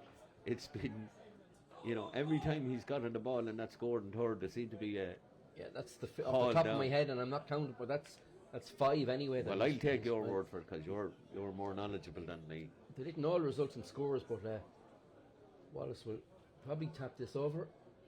He does. Yeah, and he does. Biggest problem though, they've scored 15 points, Paul. He scored 14 of the 15, and that is the biggest problem for Multi. They need somebody to give them a bit of a hand there. Yeah, and as Jerry here said, he also missed a few, unfortunately. Yeah. He can't get them all, but that's been their undoing today. Just, the other players haven't been able to step up with scores. Ball right down the centre. Who's going to get there? It's a Milltownpass man that get to it. They get to it first. It's that man. He's been certainly one of the contenders for my man of the match, Gavin Clennon. He's been excellent out there today, Paul. He really has. Kilberpine has made probably the only mistake I've seen him make all day. McGivney now looks up and sees that there's a man coming off his shoulder. That man is Keane Lee. Keane Lee bearing down on goal. They need a goal. Knocks it into the corner. Is there a chance here? Multi. Try and get it back. Is it going to go to him? It's Anthony McGivney. Chance now for Keane Lee. Keane Lee strikes it. Can't get a put in it. It's Adam Lockery. Adam Lockery with a third chance. Oh, it's come off the foot of the bar. Oh, Donovan. It's all go here, and it's that end of the field. He got another chance. Adam Lockery with a third chance. Eventually. Well, if you don't succeed, try again. And Adam Lockery, after hitting the crossbar, eventually got the goal, and that was after, I think it was Keane Lee had a shot taken off the line by a Milltownpass back. Hit the crossbar, he nearly smattered it in two. Yeah, a substitute coming on here now for Milltownpass. Just as we enter the last 5 minutes Alan or so. Farrell, who has played a couple of games, he looks to have a heavy strap on him. Alan Farrell has had a really decent championship so far. Be interested to see who comes off here. And it was a great finish by Lockery that time. He buried it in the roof of the net. It's Paul O'Reilly that's coming off, and Lord Multy, one wondered if Multy were going to get a goal out of that at all, because they had three great chances. That's a push in the back, it's a free to Multy, no question of that. 115, that's 18. 312, that's 21. There's only a kick of a ball between them again. And the chances of Milltownpass have missed when there were 6 and 7 points ahead. And just from that last chance, Paul, with Liam Gorman missing, putting it wide, and Multi go back straight down the field and get a goal. Yeah, that could prove crucial. It could come back and haunt them yet. There's still plenty of time. Stephen Sweeney has screwed off his boot, and in fairness to the lad, that's probably the first mistake he's made all day long. And he's been one of Multi's outstanding players, even though he hasn't been on the pitch for long enough, in my opinion. Yeah. So next score here is crucial, Paul. Multi hunting in packs, but they can't get it away. That's good work by Milltownpass. Working out. Noel O'Reilly now. O'Reilly looks up and sees that Liam Brennan is on his own in the corner. Brennan, is he going to look for brother Emmett? No, he's going to take it on himself. Liam Brennan now takes off. Brennan, he's gone past his man. Brennan sees that Brandon Kelly is coming through. Is this a chance? Paolo! That must be it now. Paolo! A fourth goal from Milltownpass. Is that Brandon? What Liam Gorman couldn't do, Brandon Kelly was the Johnny on the spot, the right man, the right place at the right time. And that was clever work by Liam Brennan as well. Lovely pass. It was a lovely pass right into his run. We've seen a few passes go astray here today, Paul, on the end of good moves, but that was a great pass by Liam Brennan. And the run by Brandon Kelly, and what's that? Is that his 11th goal of the championship or thereabouts? Yeah, that's incredible anyway, statistic. Yeah. I'll bow to your superior knowledge and that when you had him at 9 coming in, and that's 2 more today, so that's just a wonderful, wonderful goal. And if Milltownpass needed something to calm the nerves, that's certainly it. Matty Thornton now over on the far side. He's gone past 1, he's gone past 2. Matty Thornton's still going. Thornton is taken out of it completely. He out for overcarrying. He's actually given for overcarrying. I thought he was taken out of it, Paul, to be quite honest with you. Having said that, another person we must compliment today, Barry Pearce, has done a fine job in this game. He's trying to let the game flow as best he can. He's been decisive in his movements. He's given things when they're supposed to be given, and sometimes we're critical of referees, and not particularly for any reason that we want to be critical of referees, but when a referee is having a good game, you also have to point that out as well. And I think Barry Pearce has more than played his part in what has been a very, very entertaining and exciting game here in TG Park. And his team of officials as well, linesmen and umpires, also played their part. Good team out there. Barry's played his part and has been a very good sporting and enjoyable match. Thoroughly entertaining game. And if you wanted to see how competitive, intermediate football was, this is a perfect example of it. Look, simple ball. Gavin Glennon gets it into Liam Brennan. Brennan now. Is he going to have a go himself? That's a lovely score. And when they needed it most, Paul, Liam Brennan has stepped up on a couple of occasions here. Gavin Glennon has gone down with cramp, I think. No, it's actually Emmett Brennan. That's down with cramp. But Gavin Glennon's had a great game. A lovely pass in there to Liam Brennan. And Liam, who I know is carrying an injury, he was a doubt before the game. He's had rib injuries. The number 20 is into the game. He's in for Emmett Brennan, and it's not a good sign. It looked like cramped. I don't think there was anything untoward. Maybe I'm wrong, but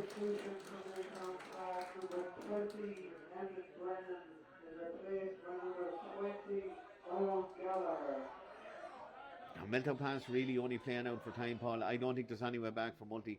That there was a couple of opportunities there, but I think their bolt is shot. And even though they're the great comeback kings almost in Westmeath, I think this is a bridge too far for the Multi-man. McGivney now. Are they going to get one last score? Stephen Sweeney gives it back to McGivney. It's opening up in front of McGivney. McGivney looks around and sees that Stephen Sweeney is there again. Did I speak too soon? A second goal for Multi. 2:15 to 4:13. Another substitution.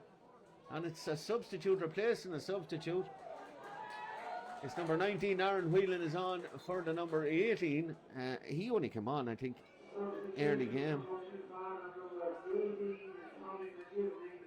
Tommy McGivney is replaced by number 19, Aaron Whelan. One last throw of the dice, but again, it's one at the centre of the field. And many times when we said that, Sam Duncan now. Sam has been a bit of a peripheral figure in the start of this second half, but it's eventually worked out over to the far side. It's a chance for Milltownpass to put another there. Owen Gallagher, he's not long on the field. I think that might be his first touch of the ball. 2:15 for Multyfarnham, but it's 4:14 for Milltownpass. That's 21 points to Alan Farrell. 26, 5 points of a difference, and he's hopped the ball twice. Again, a rather silly one given away. Multi can't. This would be a comeback almost of Lazarus-like proportions, Paul. But just need another goal to set up the grandstand finish, but they've lost the ball. Have they won it back again, though? They have, but they've won it back illegally. Milltownpass should slow this down now. They're in possession and just knock the ball around the way they've done previously. There's one of my star men of the day, Paul, Liam O'Reilly. I think got one of the Milltownpass goals here today, possibly the best goal of the lot. He has been tremendous for them. Into Kelly now. Kelly. Oh, Brandon, what skill. What a beautiful pass. Is he on a hat-trick, Paul? Is he going to grab it? That's well defended by Aaron Whelan. In fairness, the man or Garrett Milanoff, actually. At back it comes. Is it going to be another score? It is. It's Finbar. Finbar has been struggling for the last few minutes with injury, but he's knocked another one over the bar, and there's 6 clear points between them. 4:15 to 2:15. We're into the last 30 seconds of what the referee had indicated anyway. So Good to see Finbar recovering from that injury he got earlier. So yeah, and Davy Martin will want to see that as well, because they have a semi-final to look forward to now against Clare. They're going to need everybody for that game. A cracking semi-final. That's going to be no more, I suppose, Paul, than the other semi-final between Shandona and Milltown. Almost a local derby, and two wonderful intermediate semi-finals here to look forward to in a couple of weeks' time. That ball has gone high, but it's not handsome. A fifth wide of the second half, and Paul, I still go back to it. If it's not Ronan Wallace, it has to be Ronan Wallace. The rest of his forwards just have not contributed enough for me. yeah, look, he gets all the praise, and that's why some people said there's more good players at Multi apart from Ronan Wallace. There are, but there just aren't enough scores, and it's come back to haunt them today, despite their best efforts. And they've contributed to what has been a very, very entertaining game. You cannot question their character. That's the one thing I would say. They came back from the dead on 2 occasions here in TG Cusick Park, and they have to be commended for that. But it's just, in my opinion, they just haven't got enough scoring forwards, or they haven't contributed enough in that scoring half, apart from Ronan Wallace. Milltownpass just need to hold on to possession now.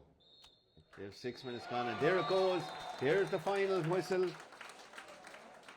Yeah. Multyfarnham 2-15, but it's Milltownpass on 4-15, a 6-point win to the Milltownpass men. And Davy Martin is absolutely delighted on the sideline, and why not? They're into a semi-final now, where they will meet the mighty Clare here in a couple of weeks' time here in TEG Cusick Park. And Paul O'Donovan, they were good value for it, but the reason they were good value for it was they know how to find the back of the net.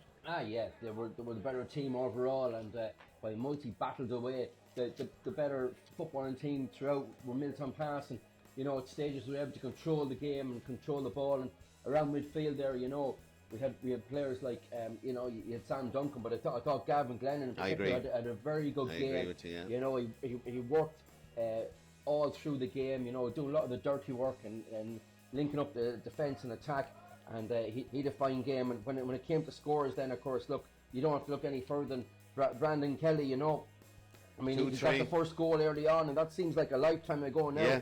And they had that 5-point lead going in at half time, and really they cemented their place in the semi-final with that early goal in the second half. And it was Liam O'Reilly who got it, and you won't forget that one. Solo on the length of the pitch, playing a couple of passes and laying it off and finishing it to the net. Great goal. That gave them the breathing space, really. Multi kept coming back, and as we said, they kept coming back mainly through Ronan Wallace scores. He was either getting 2-pointers or getting frees or 45s, but it just wasn't enough.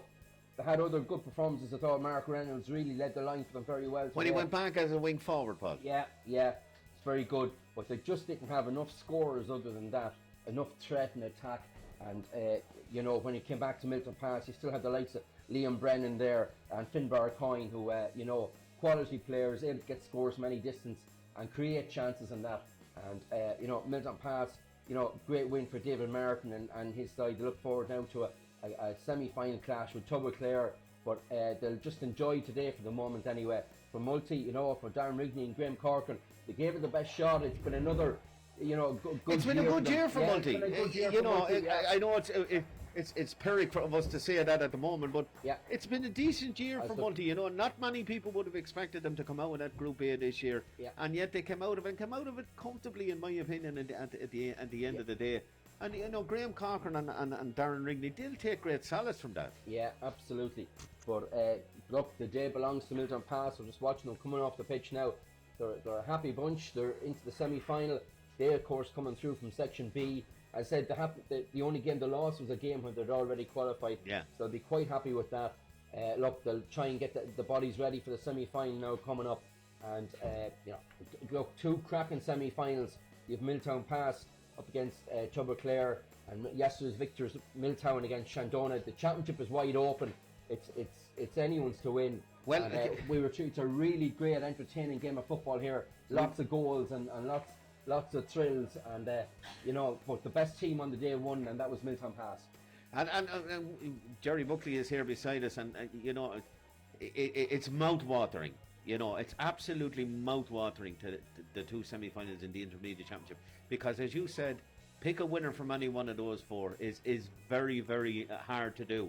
You know, you can make a case for any one of the four teams going into those semi-finals, and you know, previous results will matter very, very little. You know, Milltownpass made a mockery of the last defeat the last day, because to score 4-15 in any game, Paul. Yeah. And again, I go back to this. The new rules have certainly improved, have been a benefit to Milltownpass, the likes of Milltownpass, because you're allowing your scoring forwards now to be part of the game, and they have them, and they have them in spades. Like 7 scorers in total to have, including their fullback. And you know, they created so many chances. They did. Remember when there were 6 or 7 points ahead, they missed a couple of gilt-edged chances to get goals, and that allowed Multy back in. Then when Multy came back with the goals at the other end. The only thing I would say would worry Davy Martin is there are lulls in their play. Yeah. You know, Multyfarnham came back with 2 major spurts in that game.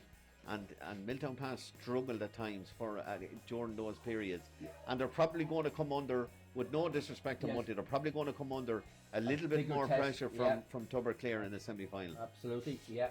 But certainly two great semi-finals to look forward to after what was a great game here today. And you know, David Martin has his team ready anyway for the semi-final. Absolutely, congratulations to David Martin and to Milltownpass. I'm not regarded as flavour of the Multyfarnham, but they were absolutely tremendous today. Thoroughly deserved their 6-point win. They will go in now on the crest of a wave going into that Tuberclear game, and they win here. For Multy, it's been a decent season so far, but it's ended in defeat here. They've ended in the quarter-final. They will look forward to 2026 again, and another crack at it here in TQ. But for today belongs to the Black and Whites, to Milltownpass. They have won here on a scoreline of 4-15 to 2-15. My thanks to Paula Donovan and co-coms, and to Sarah and Mark from Sarah on camera, and Mark Pittam on Airv TV in Solihull in England. It's been an absolutely thoroughly entertaining game here. Do stay with us, ladies and gentlemen. Coming up here is the second of the double header between Caulry and Kinnegad in the senior football quarter final here. The winner of this one, of course, will play St. Lomas Mullingar in the semi-final. All to play for here. Ray will be in commentary with you. He'll be joined by probably the happiest co-commentator in Cusick Park today. The honeypot will be with him, Shane Donoghue. Looking forward to their comments on the game. But for the moment at least, it's Slán agus Bannock from TEG Cusick Park. Do stay with us for the second part of our double header, dog. Gulmata. TEG, proud sponsors of TEG Cusick Park, serving aviation, biopharmaceuticals and medical industries across the globe. TEG has been to the fore in the fight against COVID-19 with our customers and partners. A local business employing local people. Visit teg.com/careers to learn more. Wishing all our GAA patrons a safe passage through the championship.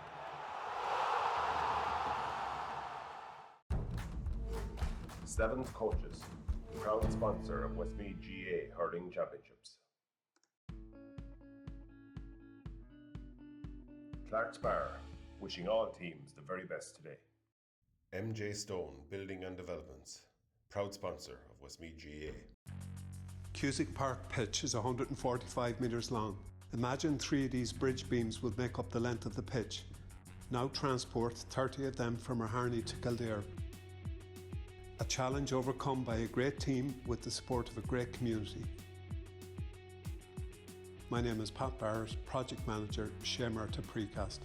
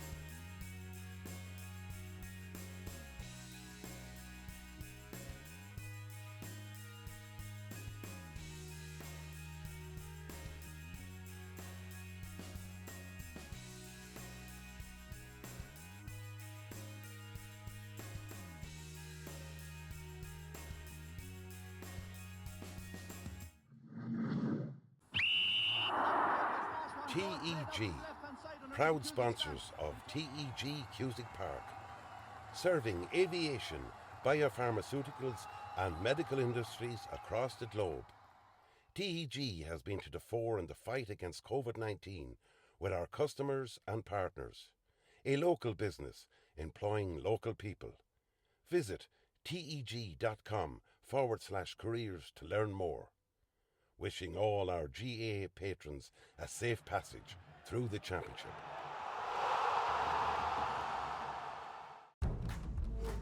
Seven's Coaches, proud sponsor of Westmeath GAA Hurling Championships. Clark's Bar, wishing all teams the very best today. MJ Stone Building and Developments, proud sponsor of Westmeath GAA. Cusick Park pitch is 145 metres long. Imagine 3 of these bridge beams would make up the length of the pitch. Now transport 30 of them from Harney to Kildare. A challenge overcome by a great team with the support of a great community. My name is Pat Barrett, Project Manager, Shay Murtagh Precast.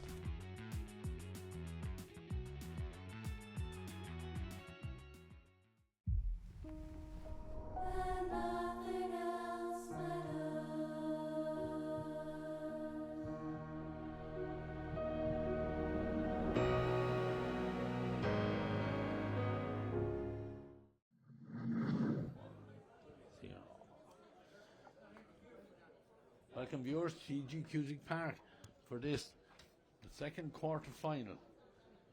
We're just getting some late changes here. This is the second quarter final of the Shay Murtagh Precast Senior Football Championship between Coralstown, Kinnegad and Caulry. I'm joined in co-commentary by Shane Donoghue. Welcome back, Shane. First game of the year. Good to have you back on duty with us. A very, very interesting clash ahead of us here. Oh yeah, very much so, Ray. And I guess two teams that would feel that they've been slow burners in the championship so far, but a couple of good results in their last couple of outings. They'll feel that both sides will feel that they've a bit of momentum and getting a bit of cohesion now. And they're into the stage where the target would have always been knockout football, realising you've 3 hours of football to be county champions. There are 3 massive hours of football, obviously, but both sides will really fancy themselves getting over the line today and see what happens, presents themselves in the semi-final. It's an interesting that way. Caulry were very, very convincing in the second half against Moat last week. Looked a little bit susceptible to the long ball in the edge of the square because Kevin Maguire doesn't deploy himself there, or isn't deployed there as good a full-back as he is. And we know that Kinnegad had this Lazarus type miraculous recovery towards the end of the game against an Athlone side that I'm sure are still stinging over losing a 9-point lead with 10 minutes to go last week. Yeah, it's very intriguing. We know the other semi-final with the Downs taking on Multyfarnham. Shamrocks got over the line yesterday as well. So this one, St. Lone was waiting to win or this. And obviously the clash of the two red and whites changes its colours here today. But just quickly before we go to the two teams, some of the players to look forward to today. I see, we will get the position change, but I see Conor McCormack listed at number 13 today. He was at centre forward last week and was excellent at centre forward. So do we expect numbers to mean nothing in this game as well in position? Yeah, I think he wore a corner forward jersey last week, but he operates out around the top of that large arc between there and centre field. He tries to be a connection type of player, but also coming on the loop. We know he's got a fabulous boot on him, and he's probably a guy that's really hungry for outfield football after being deployed as the county goalie all year. And he looks quite a bit trimmer than he did, maybe togged out between the sticks. I don't know whether it's the jersey or it's the fact that he's got quite a bit of running into him, but beautiful kicker of a ball, and I think he'll have a big say in the outcome of this game. In terms of his performance, if he's on song, Kinnegad have a lot of things to worry about. If he's just not clicking, then it might be enough that Kinnegad might be able to get over the line. Another player from Caulry, very impressive last weekend, number 14, Senan Baker. Yeah, impressive in the moments that he was involved in the game. I felt that he ghosted through a lot of the game. Second half, when Caulry were going well, Senan Baker was going well. I'd struggle to say that Senan changed the game, But when the game changed, Senan changed as well, and we could see the quality. And we haven't seen this guy. He's been in America for the summer, and up to that he was injured with the county. Prolific talent. We were all looking forward, and we're probably a bit more familiar with the brother Tig at this stage, who has had plenty of really good outings with Caulry this year on the back of a very strong under-20 campaign with the county. Yeah, two more guys are going to have a big say in the outcome of today. Yeah, looking over on the other side of the page now, we have a Coralstown Kinnegad team.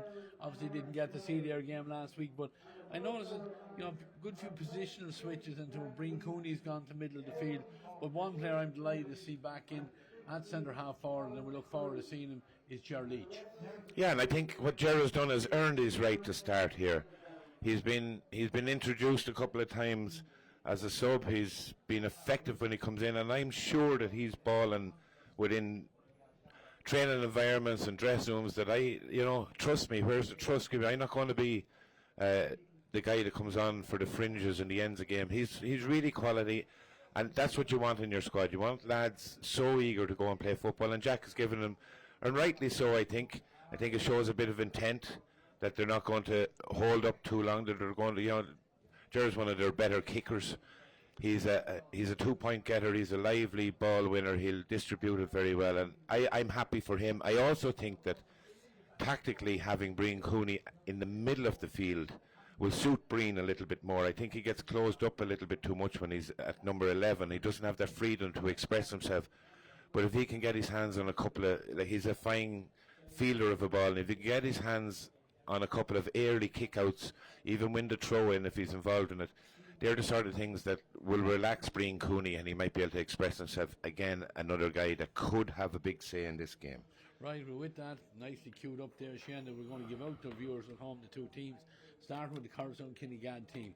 Now, from the team that's on your screens at home, the first change actually comes in the goalkeeper, where wearing the number 1 jersey is Jason Mackin. He replaces Stephen McNevin, who was listed to start. The second change is in the right cornerback position, where Podge Quinn doesn't start, and he's replaced by number 20, James Maxwell. The fullback, Danny Woods, wears 3, and Owen Brackens at 4. The half-back line, Kieran Daly Sr. at 5, David Giles at 6, and Josh Gahan at 7. Middle of the field, Kieran Daly Jr. wearing 8, and Breen Cooney wearing 9. Half-forward line, Owen O'Brien's at 10, Ger Leach, centre half-forward at 11, and Darren Giles at 12. And the inside line for Coralstown Kinnegad, Dan Leach wearing 13, Shane Fleming moving from the goals up to the full forward position with number 14, and completing the Kinnegad line out, number 15, Callum Cruz. Caulry have one change from what's going to be on your screens at home, and they start with goalkeeper Jack Connaughton. A full back line of Glenn Carrollin at 2, Kevin Maguire at 3, and Sean Clinton at 4. Half back line is Damien Dolan at 5, Sean Murphy at 6, and Owen Grennan wearing number 7 doesn't start, and he's replaced by number 17, Neil Clinton. Middle of the field, Stephen Connolly wearing 8, and Tyke Baker wearing 9. Half forward line, Shane Lawless at 10, Tiernan Donovan at 11, and Oisin Shortall at 12. And Conor McCormick's at 13, the full forward Senna Baker 14, and completing Connery lineup, number 15, Luke Buckley, a referee for today's game, Mickey Murtagh.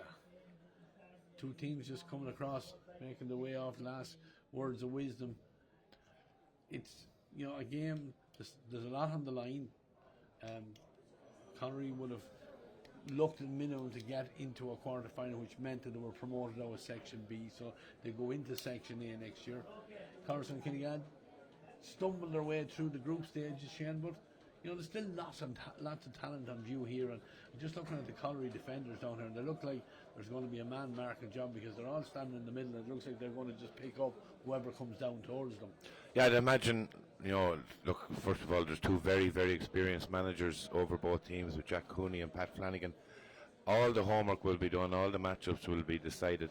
In terms of Kinnegad kind of stumbling through, maybe we have to give them a bit of credit for good timing. They're beginning to play good football at the right time of the year, beginning to get the results that they needed. They had a tough start to the championship with some of the big guns that they came up against.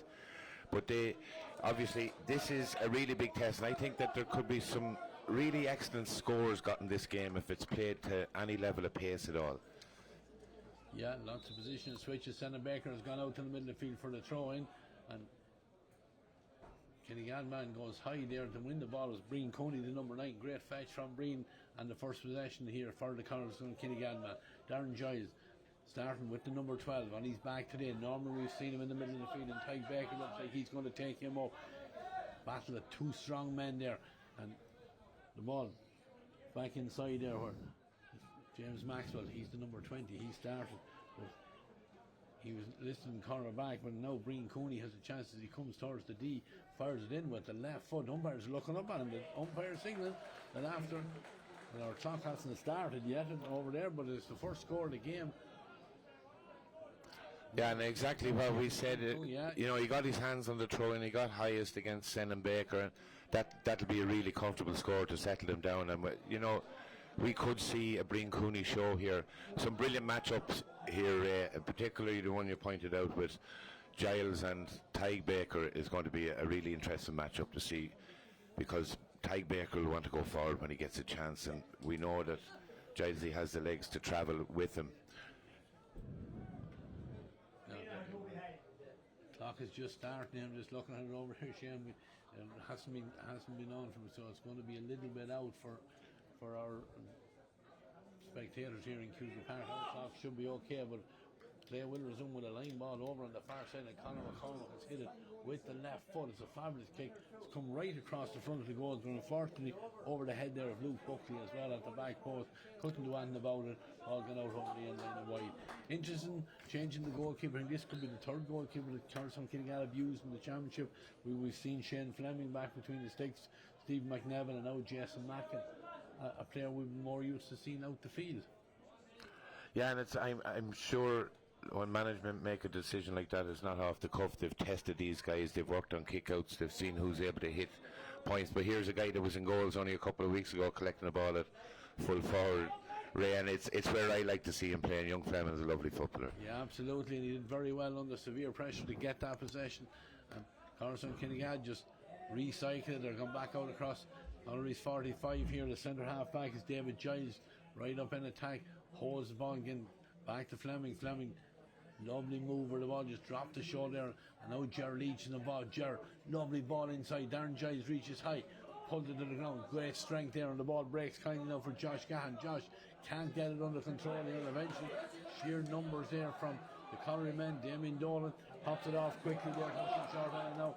Caulry with Kevin McGuire on the attack. Senan Baker gets the ball, fires it over into space, over on the far side there, where it's picked up by Luke Buckley. Luke needs support. Conor McCormack comes out, slips, goes to the ground, immediately shut down there.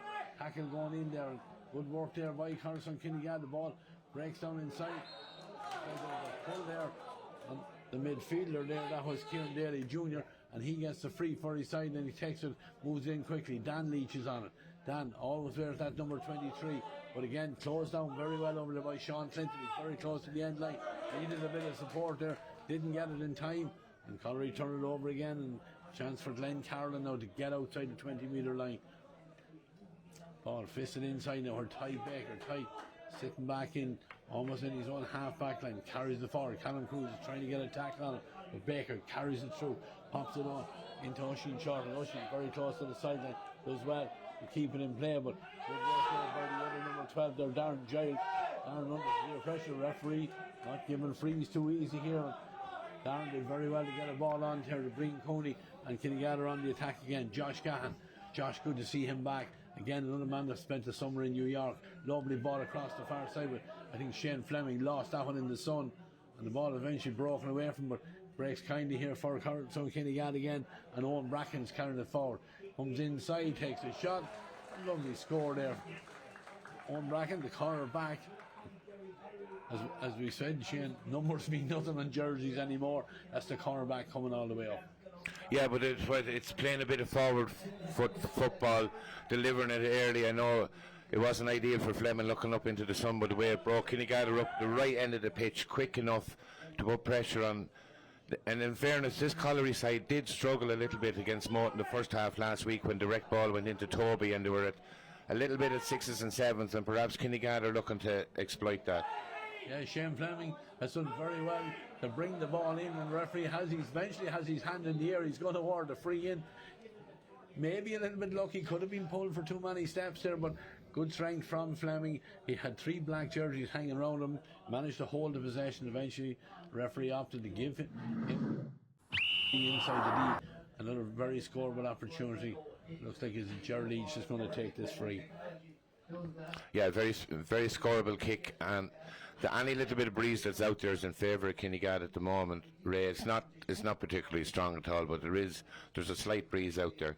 I think they're trying to test Sean Clinton inside on the full back line. He's an excellent athlete and made a big difference last week moving forward, but how good is he at a sticky man marker? I always saw him operating as a half back and very good. So Kinnegad are certainly asking questions of Caulry here at the minute, but Caulry haven't settled yet into the game. No, 3 points to no score. The latest one there from the right foot of Gerald Leach. What's he side? 3 up. Goalkeeper Jack Connaughton. Jack almost caught in 2 minds. He did well to get it away, and Sean Murphy was put under pressure, but was up to the task and gets the possession away here now as far as Lushing Shorter. Lushing wearing the number 12, playing very, very deep. And Caulry have it over there with Kevin Maguire. Now Shorter comes onto the ball again. Good injection of pace there. The ball is given over on the far side.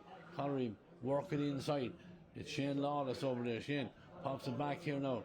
Can they get the shot in? But good tackling there by the Coralstown Kinnegad defenders, and they turn it over deep inside their own 20-metre line with good defending there. I think it was Brian Cooney that won that possession for the side, and he sets up an attack. And Josh Gahan. Josh has been a great addition to Kinnegad. He's a man with huge pace, drives forward. He has a teammate over there in support. It's a number 10 there, that's Owen O'Brien. The ball back out here now and it's fired in. Oh, Jack Carton, Shane is tricky in there with the sun in their eyes. They're that time very, very close to making his way to the back of the net.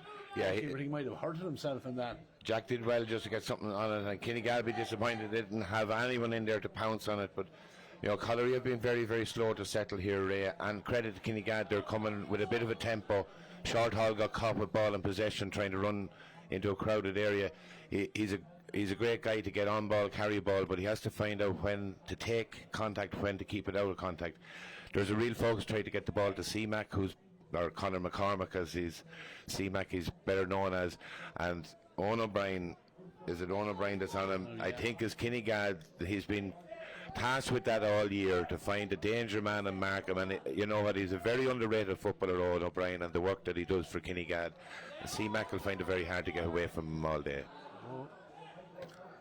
Currently on the attack there again, but good defending by Coralstown Kinnegad. Breen Cooney is sitting there nice and deep. That's the second ball he's won. Now the referee is going to give a free for him, it looks like for handing off the player. Yeah, and rightly so. It wasn't necessary. He could have blasted by his shoulder, decided that for some reason he wanted to throw a paw out of him. It's not allowed in the rules of our game, even though it happens all the time. And this might be, it's a very difficult kick. I know that Connor has kicked an awful lot of ball off the ground this year, but it's a difficult kick on slightly wrong side for him into a little puff of a breeze. Yeah, I think last week he cut one beautifully in, and he's done the same again outside the left. But Alice is fabulous. 2-pointer there from Conor McCormack. Brilliant score. And yeah, Breen will be disappointed that he got pulled up for that, but he'll learn from it. That won't happen again now. He's started pretty well, and like we said, that if Breen Cooney can really influence this game, Kinnegad have a massive chance. Jason Mackin looking for an option. He goes left over that far side, ball goes to ground. Damien Dolan has gone very close to it. Breen Cooney was over there as well, and it is Coralstown Kinnegad that do come away with that ball. It was very, very close to the sideline, but kept it in play and they carried the ball forward. You know, Gerald Leach, dropping back out, being closed down by Kevin Maguire. Kevin just forced him to come across this side of the field where Josh Gahan has it. Josh holding that possession, pops it back here. Dan Woods is coming forward from the full back position. Nice ball, finds the run there of Dan Leach. Dan gets away from his man and with no pressure on him, Dan off his left foot curls that one in. Beautiful score there from the number 23. That's Dan Leach. And Caulry will be disappointed. No pressure on the kicker there. He just seemed to ghost away from an opponent there and fired it over right. And from the kick out, Josh Gahan was very much awake for. He stepped in on front of Damien Dolan, gets possession for Coralstown Kinnegad. Darren Giles with the possession. He gives it back to this time to Ger Leach. Leach into Callum Cruz. Cruz looks around him. Who's on the run? Just holds the possession for a second. Shane Fleming involved in this as well, and Kinnegad come across into the centre. Now, Breen Cooney. Is Breen going to take the shot on from the 45-metre line? Steps by his man, gets it up. Black jerseys coming in around him as well, and this time the referee gives him the free. Yeah, Damien Nolan just had a little tug of the hip as Breen Cooney went by him, and Mickey Dan had the arm up very early. It surprises me a little bit that teams don't have some sort of call that, you know, when not the guy on the ball, but somebody knows the referee has the hand up. Have a pot shot. It's going to be brought back for you. Teams need to take a little bit more advantage of that, but here's a nice one for Darren Giles to settle on. I think it's well within his range, and it's a lovely area to be kicking from. 2-point range as well, just outside the arc.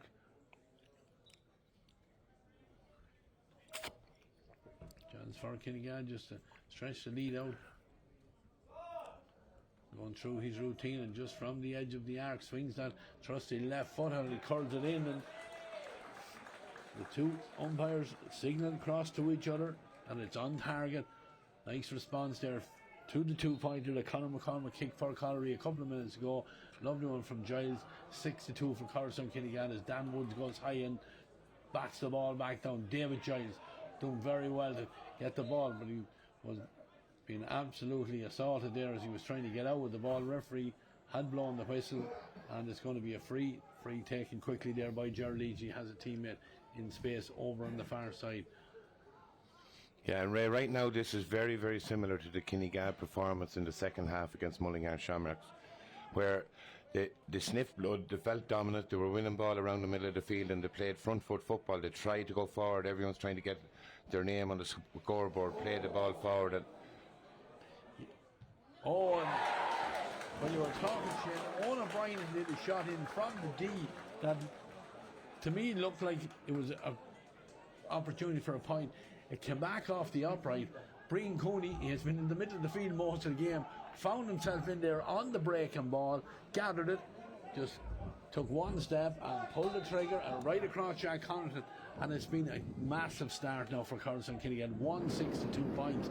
We're probably just in about 13 minutes gone in this opening half, and absolutely the ideal start to Coralstown Kinnegad we're looking for. yeah, and Coralstown Kinnegad are a really impressive side when they play football like this, heads up, kicking, very little solo on. Everyone's trying to move the ball really quickly, and they've blown Caulry out of it at the moment. But Caulry, there'll still be something in Caulry. They need to get a score or two. The only shot they've had at goal has been that 2-point free from. Neil Clinton now is ready on the attack here as he moves the ball across into the left side to Ty Baker. Ty gone to Shane Lawless. Lawless has been forced across into the centre, waiting for Kevin Maguire to make himself available. He just lays it into his chest. Kevin just jogging forward. Ger Leach picking him up, forcing him to come back out here as far as Lawless again. Lawless, nice ball across in the centre where Damien Dolan. Damien going to take the shot on from outside the mark, and why not? That's a great response there from the number 5 there. First that one over the bar. Second 2-pointer. It's only 2 scores for the men from Caulry, but both 2-pointers, one for Conor McCormick and that one from Damien Dolan, and 1-6 to 4 points is Kinnegad get away the short kick out. Dan Woods takes it forward to his own 65 and then just settles things down, looks around him, seeing who's available to take the pass, and it is Breen Cooney again. Breen disguises it, he drives in looking for the run there of Shane Fleming. Shane trying to take on his man, pops the ball off as far as Dan Leach as the referee blowing the whistle. No, he hasn't. I thought it might have been a foul on the ball there, but the referee allowed it to go on Dan Leach. Yeah, Fleming did very well, Ray. He kind of had one arm being tugged, but he actually did strike the ball from underneath with an open palm, so it's a legal pass that he did. And look, the two Leach guys are really, really accurate. If they're getting the space that Caulry are affording them at the moment, they will clip those scores over all day. Yeah, and they put a big press on the kick out as well, and they've turned it over. Callum Cruz, just a little bit unlucky as he was going to ground. He tried to get the run there of Josh Gahan, but luckily for the Caulry men, they intercept and they have possession now with Sean Murphy. Murphy on to Ty Baker. Gets the jersey tug, but he gets the advantages. He gets away from Dan Leach, and to have it again now with Neil Clinton. Clinton back into the centre, where there's an opportunity here for Luke Buckley to fire that one in. And Luke, high and handsome, but unfortunately for Caulry, right and wide. Yeah, and that probably a bit disappointing. Ty Baker didn't get a bit more advantage there.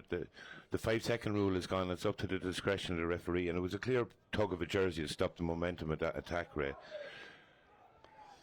Kick out again from Jason Mackin. Jason, nice trajectory on it, fires it out. Callum Maguire did very well to take it down because it looked like it was over his head, but Josh Gahan is immediately onto it. Quickly through the hands from Callum Cruz to Darren Giles. Gahan has gone forward, it's open up in front of him, comes in, fires it. Oh, I think it was going wide anyway. It went off the hand there of Glenn Carolyn. It's gone out for a 45. I don't think it was going to be on target, Shane. We have a look at the replay of it, but worryingly for the Caulry management, their defence absolutely cut apart there, but a great run from Josh Gahan, and we see having him back, the advantage he brings to his side. Yeah, probably was just going wide, Ray, but as you said, Josh Gahan is adding a dynamic to this team that they were missing for the early rounds of the championship, and that's powerful forward running, really clean footballer, very, very accurate, and that strength he has that. You know, Oisin Shorthall is on him there. Oisin wouldn't be as powerful a man, and Gahan got away from him quite easily when he put the boot down to cover the ground. Shane Fleming now with the 45, just left in the upright. Again, nice kicker of the ball as well. Fires this one in, but unfortunately that time not on target. First wide of the game for the Coralstown Kinnegad men. Jack Connaughton is ready in a hurry with the kick out. Fires, it's going to be very, very close to the sideline. It's kept in play. No, it's not kept in play. Sean Murphy was under fierce pressure there. Did well to get a toe on it, but out over the sideline. Line ball that Coralstown Kinnegad have already taken. Gerald took it, gave it on to Darren Giles, and they move it quickly now to Kieran Daly Jr., who returns it now to Gerald. Ger looking for the run inside there, but didn't have the accuracy that time. And Coralstown Caulry men, they mop that up, and they're coming on the attack themselves now. Oisin Shorthall, who gives it quickly on to Neil Clinton. A little bit static from the Caulry men. 5 players in a bit of a group here, but Damien Dolan takes 2 Kinnegad men out with a little pass on as far as Ty Baker. Baker over to the far side now, where Glenn Carolyn just goes as far as the 65, lays it back, and he's going forward. Caulry have moved it now across from the right over to the left side, where Sean Murphy now carries it forward, looking for the run here of Stephen Connolly. Stephen has been quiet so far, excellent again last week, with a nice ball inside as far as Tiernan O'Donovan.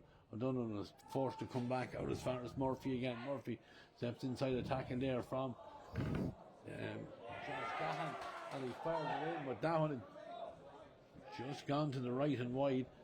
It did curl, but just not enough inside the post. Yeah, Kinnegad are actually deploying a bit of a press in the middle of the field, the middle third of the field, and backing their 3 inside defenders to match up man on man, Ray. And it's putting. I'll let you talk through this kick. Interception on the kick out there, and came to Senan Baker. Senan fancied it from distance, but unfortunately off the upright, and no one from the Caulry men inside there to take advantage of that ball that came back from the upright. Kinnegad get possession back again. I'm looking down below that Shane Fleming is getting a little bit of treatment. That's a little bit worrying for the management there as well. But Breen Cooney, meanwhile, has possession for his side right out there on the far side, then close to the middle of the park. Gerald Leach then gets involved and lays the ball off quickly. Coralstown Kinnegad now with Kieran Daly Jr. Kieran striding forward. He's heading towards the 20-metre line, and then pops a little ball over the top for Dan Leach in front of his man. Dan, nice play from Dan. He comes out, makes an angle for himself, and point number 3 for Dan Leach. And the Leach brothers are certainly very much involved in this early stage of this game. We're just over 19 minutes on the clock. 1-8 now for Coralstown Kinnegad, 4 points for Caulry. Kick out down to the out here this side of the field. Josh Gahan was on the breaking ball and does well, trying to get the pass away. Justin out over the sideline, breaks kindly there for the Caulry men, and Conor McCormick gets involved, gives it over to Tyke Baker. Tyke looks up with inside of his right foot, gets it forward as far as Tiernan O'Donovan. O'Donovan lays it off here now. There's an opportunity here of a shot coming in from Shane Lawless. Shane fires it in.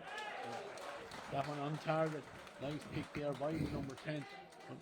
A little bit of fortune on that one. The ball looked very close to the sideline, ricocheted around, but Caulry eventually got possession and capitalised with that score. Yeah, it was Kevin Maguire, the wily old thing. I shouldn't say old, he's not that old, but he got a good tackle in. He trapped the man on the sideline, and they broke well, and it was an excellent kick. Kinnegad get the kick out away, no real press on from Caulry, and they have possession back between their own 45 and 65 metre line. A chance now to come forward with it. Kieran Daly Jr. pops it on now to Ger Leach. Ger thought about coming inside and then realised that Callum Cruz is on the run down along that left side. He's heading towards the 20 metre line. No real pressure. He's trying to get in on his right foot. Pops it on now to Dan Leach. Dan being tackled well there by Ty Baker. Ball goes to ground. Kinnegad have possession, but referee looking on. He's allowing the play to go on. I think Ty Baker is going to emerge with the ball. He does indeed, gets it out to his midfield partner, Stephen Connolly. Connolly has been quiet so far.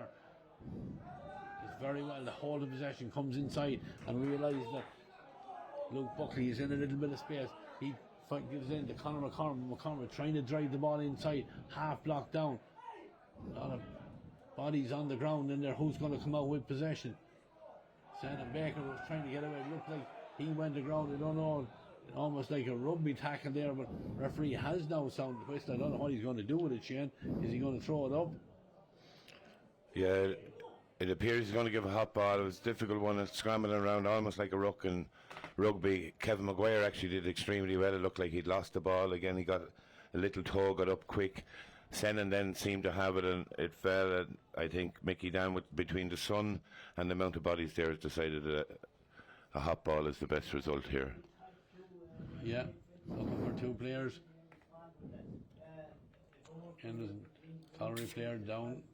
Got a bit of trim back on his feet again. The referee throws it up again. Kevin Maguire is in there. The ball is pinging around the place, but eventually it's picked up by a white jersey there, and it's Coralstown Kinnegad man, and not the best pass. And I was advised when passing the word, it goes inside. An opportunity here for Caulry. The shot does come in, and that was a terrible ball across the front of his own goal. Shane, you'll be telling young lads not to do that, but got away with it, living dangerously. But they come on the attack now with Ger Leach. Ger heading towards the 45. Nice ball inside to the brother, takes the return pass. There's two black jerseys in around him with Ger. All his experience, love little ball over the top, but it just bounced off the back or the arm of one of the Caulry players as Callum Cruz was hovering around there looking for it, and Caulry turned over. The game is starting to open up a little bit now as Stephen Connolly moves it over to the far side, and a Route 1 ball has gone in. Senna Baker has gone into the full forward line. Senna tries to get the shot away there. He's pleading for a foot block. I'm not too sure. Referee is he might have a decent call at it, Ray. Unfortunately, our miners this morning fell victim of a similar call where it was called as a foot block and it resulted in a penalty. But yeah, as you said, the game is beginning to open up a bit, but I think it's a case of Caulry realising there's a higher pitch to this game than what they've played in the last few group games. Kinnegad have started well at a nice pace, and Caulry are just beginning to realise they need to up their work rate and be a little bit more aggressive. I'm impressed with Kinnegad's ability around the breaking ball, hungriness to get tackles in groups of 2s and 3s, and they're here to do business and have set the tone of the game so far. Yeah, free tipped over the bar by Senna Baker, just narrows the gap, 186 points. Kick out again for Jason Mackin, and there's a good kick out at Josh Gahan. Josh, I think, lost the ball totally in the sun there. Was he fouled as he was trying to get on it? The referee sees nothing wrong. Caulry have possession again, starting to come more and more into the game. A push on the back there on Caulry man there, Sean Murphy, but they have the possession, so the referee, he does eventually blow the whistle. They had lost ground on that possession there, and eventually Conor McCormick takes it and drives it in, fires it in, but well read back in there by Kinnegad defence there, and they come forward now at pace. Nice play there. It was brought forward there by David Giles, but it was Kieran Daly Senior that had been in there, and Kinnegad on the attack again, and the ball is inside. Oh, it was a fisted pass in from Shane Fleming. He was looking for the run of Kieran Daly Jr. and it just off his fingertips, because Again, Caulry defence opened up by Kinnegad again. Living dangerously, but get away with it this time, and they have possession now as they come out across their own 45. Ty Baker involved again, and Ty gets a teammate in support. It's Glenn Carroll, and Glenn just holds the possession, gives it back to Kevin Maguire.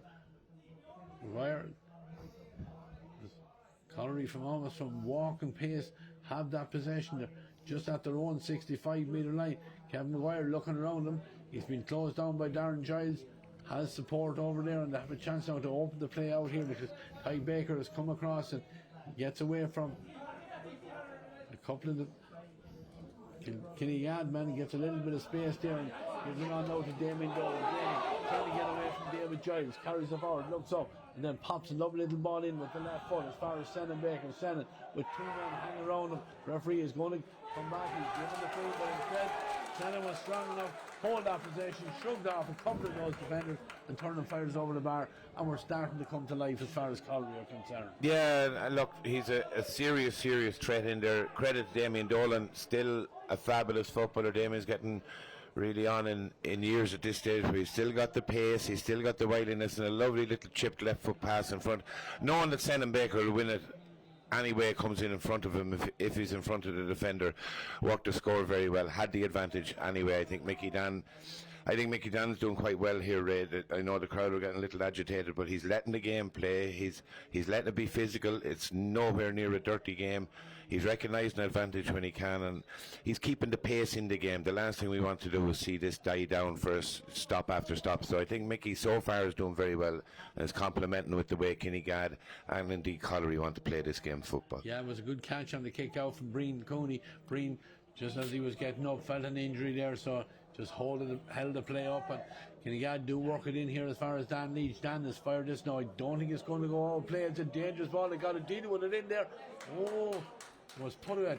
I think it was that man Damien Dolan that got a touch on it in the end, because it was a tricky ball. The sun is in their eyes in there, and that goal down at the apartment end as it hung up in the air. It broke inside, and luckily for the Caulry men, Damien Dolan got it out for a 45. We'll just watch it again as it drops. Yeah, and in fairness, Jack Connaughton committed to it. He obviously called, he committed. Similar to the hand pass from Fleming across the square, Jack was very sharp to come off the line. He made sure he got two strong fists to it. It kept the ball up in the air long enough, and Damien Dolan managed to knock it out for a 45. Yeah, I think it was Kieran Daly Jr. that was in there, the number 8. I think he certainly saw the goal open in front of him, but unfortunately for him, Damien Dolan got a hand to it first and knocked away. Shane Fleming is the man that was the Coralstown Kinnegad man that's on the ground, but he's up worryingly for the Caulry men. They still have an injured player in there. I think it's Shane Lawless that's just on his knees there at the moment. Yeah, I must say that the two Leach brothers from Kinnegad have brought a bit of pace and a bit of spark to this game. Dan is really lively inside, but because Ger is looking up and delivering ball early, and like I said, they've set a tone at the start of this game. What they have to do now is keep that going. They can't let things relax and start trying to. They're actually controlling the game by bringing a bit of pace and mayhem and movement in it. As much as we've seen Kinnegad trying to control the game with ball in hand and lateral stuff, I think they're controlling it way better by setting the pace of the game, Ray. Yeah, the 45 was tugged to the left and wide there by David Giles. The Caulry men do well to get the kick out of the way over towards that far side. Foul then committed on the corner back there. Glenn Carlin free is quickly taken, and Damien Dolan has possession now for the Caulry as he heads across the halfway line, right footed, fires it in. Tiernan O'Donovan let that ball run by him. Great pace there from the number 11, kept the ball in play, but Coralstown Kinnegad had the numbers back there, and they have the possession now. And Darren Giles, heading back towards his own goals, uses the full back Danny Woods, and still very tight and good tackling there by the Coralstown or the Caulry forward line there to keep them penned in. But then super skill there from Breen Cooney, almost ghosted by 3 or 4 black jerseys there, and carries it forward. He's looking for the run there of Owen O'Brien, but he's forced just to hold on to the ball. But it's great composure there from Breen Cooney. Shane, we know the quality he has, and he showed it in abundance that time. He did, and the bit of pace as well on top of that. You know, he gathered that ball on their own 20-metre line and he dishes it off on the 65-metre line. To that transition, that pace, now again it's a Kinnegad attack. The area of the field, the Caulry don't want to find themselves. And if Kinnegad keep moving the ball again, like I said, if they bring a bit of spark to it, the boys inside have been lively. We're coming up to half time on the clock rate. The official 30 minutes are gone, so Kinnegad will now work the last kick of the game, I'd imagine. And I think we got the call for 1 minute of additional time, and they have possession here with Kieran Daly Jr. Kieran with a little bit of space starting to open up in front of him. Oisin Shortall stepped in to make sure that that avenue was shut down there, but Kinnegad have it still with David Giles. David trying to take on his man, pops the ball inside, and Shane Fleming pulls it back down. He's trying to make space to get the shot away, and from the edge of the 40-metre arc he fires it in high, but it's going to be gathered by the cornerback James Maxwell. I thought James Maxwell was taken in the air there. The referee does have his hand in the air, but Maxwell is still going, and it will come back for the free. Referee, you know, we have to credit him. Shaney was right in top things. There was a tackle on James Maxwell there as he was trying to catch that ball. And yeah, there'll be a couple of things in that play that would really please Jack Cooney. Obviously, there was an instruction that about the time. Then the purpose is to try and get a shot off. If it's a 2-point shot, you can try and get. Look, he'd be disappointed with the strike on the ball, but they worked it to the top of the D, had an effort 2-point. It was skewed off the foot, but then for who was it? The Maxwell to be brave with two Caulry men coming at him. He's looking in the sun and collected it strong on his chest, and now they get a free shot of goal for Darren Giles off his strong side, just to clip one more score, and they'll retire to the dressing rooms. And I can tell you that Jack Cooney will be very, very pleased with the first half that they're having. I would be very much in agreement with you. His side have come out, and I suppose, you know, it's one of the things that, you know, knockout football brings, that bit more intensity. They know this could be their last outing of the year. It's going to be the last outing for one of these teams. So Mickey Dan, I think he just. In fact, what Mickey Dan has done is given the inside mark, Ray, that rule that we don't see deployed very often. Ball was kicked from outside the arc and caught inside the 20-metre with no advantage. And fair play to Mickey for being up to speed on that, and that meant that Maxwell had to kick his own ball, and it wasn't as easy as we thought it might have been for Darren Giles to put it up. Yeah, Darren Giles forced then in a hurry to take the kick away, and it dropped short. Dealt with by the Caulry defence there under it. That referee Mickey Dan Murtagh blows the half-time whistle.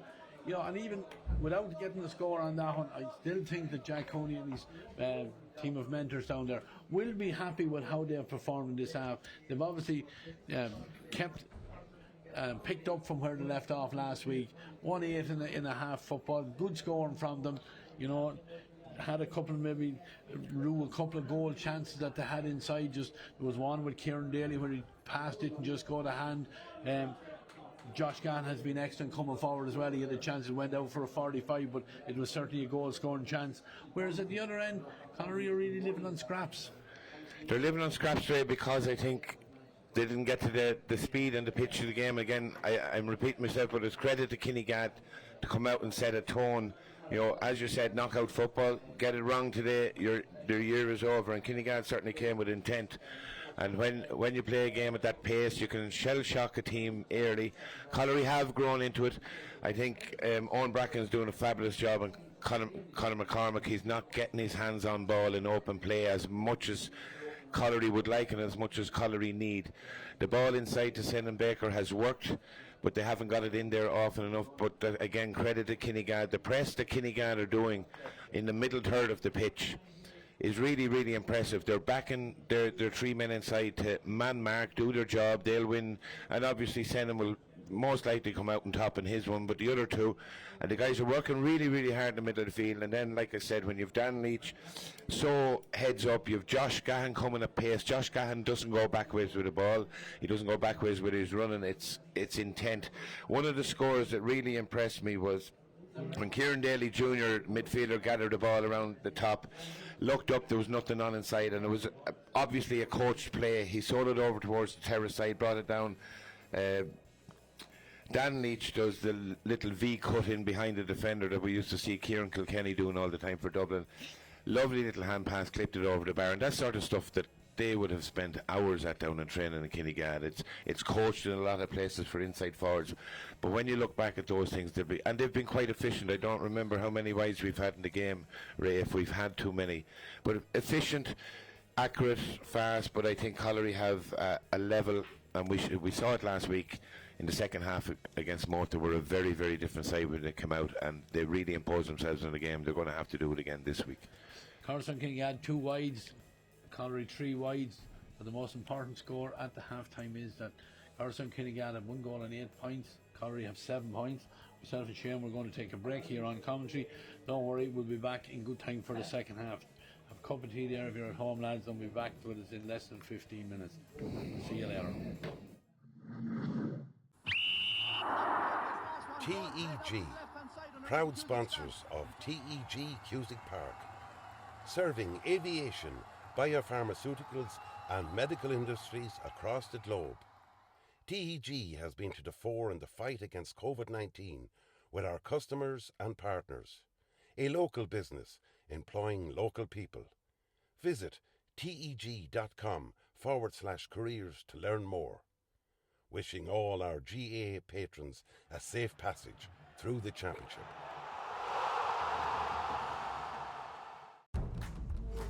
Sevens Coaches, proud sponsor of Westmeath GA Hurling Championships. Clark's Bar, wishing all teams the very best today. MJ Stone Building and Developments, proud sponsor of Westmeath GA. Cusick Park pitch is 145 metres long. Imagine 3 of these bridge beams would make up the length of the pitch. Now transport 30 of them from Harney to Kildare. A challenge overcome by a great team with the support of a great community. My name is Pat Barrett, Project Manager, Shay Murtagh Precast.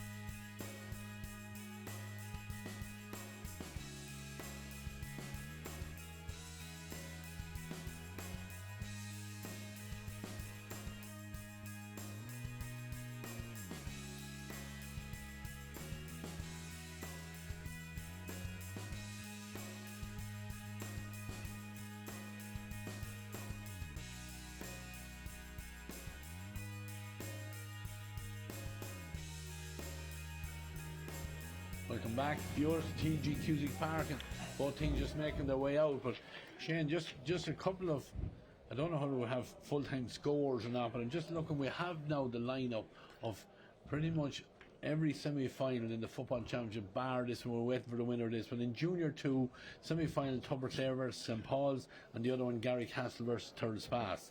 In the Junior 1, St. Lomans versus Ballinagoa, which is a mouth-watering prospect, and Mullingar Shamrock versus St. Joseph's. In the intermediate, Shandona versus Milltown, Tubber Clare versus your own club, Milltownpass. We know the Downs will play Mullingar Shamrocks, and Lomans will play the winner of this game here. So lots to look forward to as we head into the month of October and coming down the wire on these championships. But we're ready and up and on the way again, and the ball breaks kind of for Senna Baker, and Kevin Maguire coming off the shoulder, comes forward, bounces off a tackle there of Josh Gahan.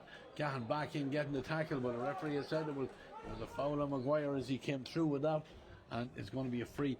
And this is absolutely the ideal opportunity for Caulry to get their second half kick started. We've seen a huge step up in their performances last Sunday, so they'll be hoping for a similar one in this second half. Yeah, and I just popped out with the press room for a couple of minutes there at half time, Ray, and the feeling from a few of the Caulry supporters is that they haven't gotten to the pitch of the game like we said ourselves. And they need to bring it. They need to bring an energy to it. They feel that Kinnegad are dictating everything everywhere in that. And look, they showed their intent from winning that throw in, and Kevin Maguire bursting through the middle. Connor would be disappointed with that kick because there was a chance to close the gap to 2. Yeah, it was a two-point attempt, but fortunately left and wide. But the kick out is gathered by Stephen Connolly. And Stephen, lovely mark taken and pass given then to Senna Baker. Senna had support coming with, then the ball has gone in over the top, but it's just too far ahead of Luke Buckley, and Jason Mackin did very well. He was alert to it and comes out, has the cap on him today because the sun is going to be in his eyes. He was very alert in there, but there was an opportunity there as well. The pass down the line as far. We have a sub here, I think. Yeah, that's one each, Ray. I think Kinnegad has a similar chance in the first half, and Fleming punched the ball across the square to Kieran Daly Jr. and Connaughton came off his line and intercepted it. And, you know, that's one each now. Those things are big chances in games. Josh Gahan is coming forward, and Josh has a look at this and hits the upright, comes down. Who's first to react for? Oh, was it Dan Leach? It looked like was he fouled in there on that ball? But oh, try and get a look at that. There's a couple of subs in as well as this shot does come in with the sun in the rise, but that one's gone across the front of the goal. I think Mickey Dan is going to come back for a free. Shane, I see 2 subs in for Jack Cole and Conor Callan.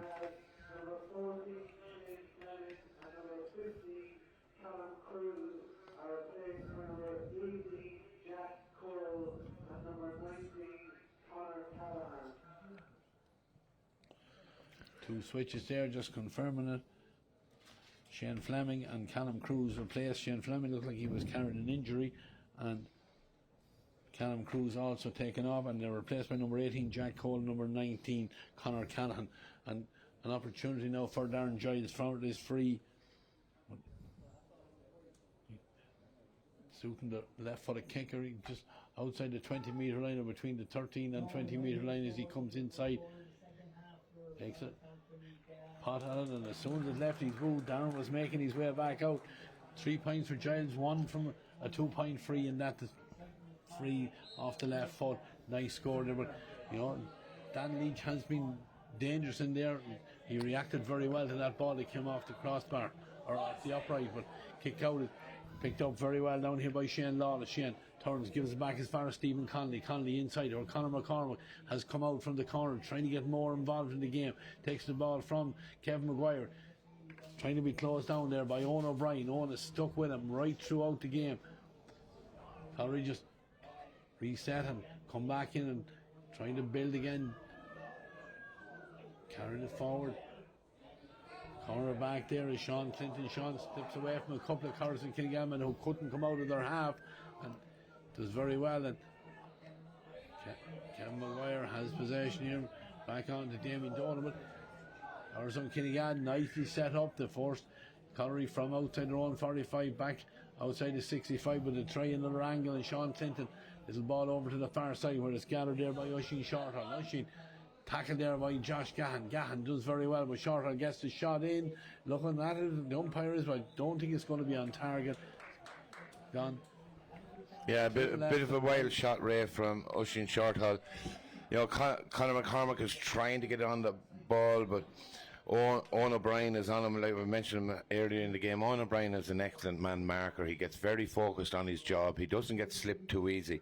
And Conor finds it very difficult to impose himself on this game. And Oisín took a wild enough shot under a lot of pressure from Josh Gahan. Kinnegad have been very, very good in their man-to-man defending and man-to-man marking today. Yeah, and they're going forward again now with Owen Bracken. Bracken holds possession. He's fancied this one. He tried to cut it in with the right foot, but unfortunately not one on target.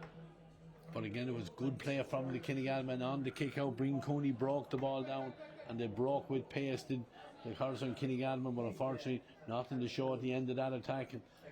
Caulry go short with the kick out, work it well. They have possession back in here with Sean Murphy. Sean a little bit isolated in there. He's trying to get away from James Maxwell. Oh, a little bit unlucky there. He did very, very well to reach in a long arm and take the ball back, but the referee had said he had been held back in the lead up to it, so free awarded for the Caulry men. They have taken it back in their own half of the field. Neil Clinton just moved it across here where there's a chance now for Kevin Maguire to come forward. Maxwell sticking very close to his player there as Kinnegad now eventually get 3 men in around, and just great work there by the Coralstown Kinnegad defence. Now Kevin Maguire needs to be careful that he doesn't take the ball, but Kieran Daly Senior takes it, moves it forward now. Jerry Leach, first time on the ball in the second half, lovely ball in, puts it in front of the brother Dan, but Dan doesn't control it. There was nothing wrong with the quality of the ball, it was right in front, just didn't hold it, and Caulry man step around, and then great awareness there as coming back out there was Owen O'Brien, left his man marking duties there and got possession back for his side, and now there's a chance for Dan Leach to have it inside ring. Oh, it's off the upright, but it's not dangerous, not Connie, but I think it was picked off the ground. I think it is. Was it Breen Cooney that? Oh, what a chance. What a chance there. I'm looking at it. Yeah, super chance, Ray. And, you know, it's been adjudicated, it's been picked off the floor. We'll just see a little bit on the replay here. You know, super chance for Breen Cooney comes out. Yeah, it's a difficult one to take. I'd say he felt he got his toe underneath it.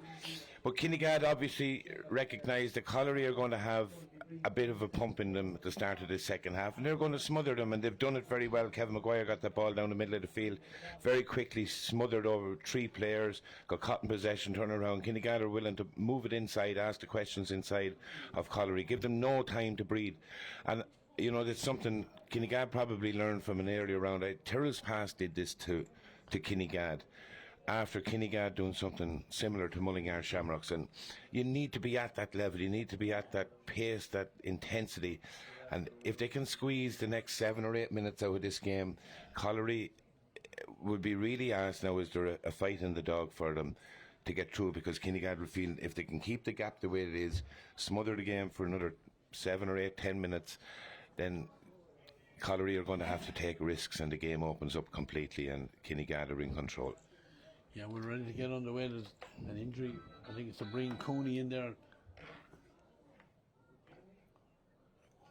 Getting a bit of treatment. Jack Conran has the ball in his hand. He's waiting for the signal from the referee to get underway, but Cooney did everything right, bar just squeezing on the inside of the upright. Came back off the upright. Ball was picked off the ground. It did end up in the back of the net, but yeah, it's a let off, a real let off for Caulry. This little lull in the game won't bother Kinnegad. They've stifled any bit of effort that Caulry had at the beginning of the second half, and they'll get reset and go again. They're very hungry, Ray. The Kinnegad are very hungry. They know that there's a semi-final pairing in front of them, albeit the reigning county champions, but one that they think if they can get there and get another hour of football, they'll really fancy their chances. Yeah, Caulry, I'm sure we'll have plenty to say before that happens, but Damien Dolan is coming forward. He clips a lovely pass in over the top there where Glenn Carolan has it. Glenn gathers it up, immediately gets a call from Conor McCormack, who pops it back to Damien Dolan, and Damien fancied that one off the outside of the right foot, but we say it so many times. They look good when they split the upright, but then they look so bad when they go like what happened, Damien, off right and wide. You know, kicked a lovely one in the first half, and you know, he was entitled to have an effort, just didn't set himself right. But again, that's the pressure from Kinnegad. If you notice, Conor McCormack with the ball in his hand is getting no chance. He getting no chance to set anything up. He gets, and even here, he handed off the hand pass there, and he gets tackled heavy. Just they're trying to keep him out of the game as much as they can. They know how dangerous the young man is, and we all know how dangerous he is, Ray. And Jack Cooney definitely has a job being done on Conor McCormack at the moment. Yeah. Good defending there by the Kinnegad men as well, because they're forced Caulry to come right back as Caulry supports now, trying to raise their team. Coming forward here is Sean Clinton. Back to Shane Lawless. Lawless suddenly finds a little pocket of space. Didn't just back himself and take on the shot. Instead, turns back, gives it to Ty Baker, who works it over to the far side. Now they try and get it in, but a heavy tackle there.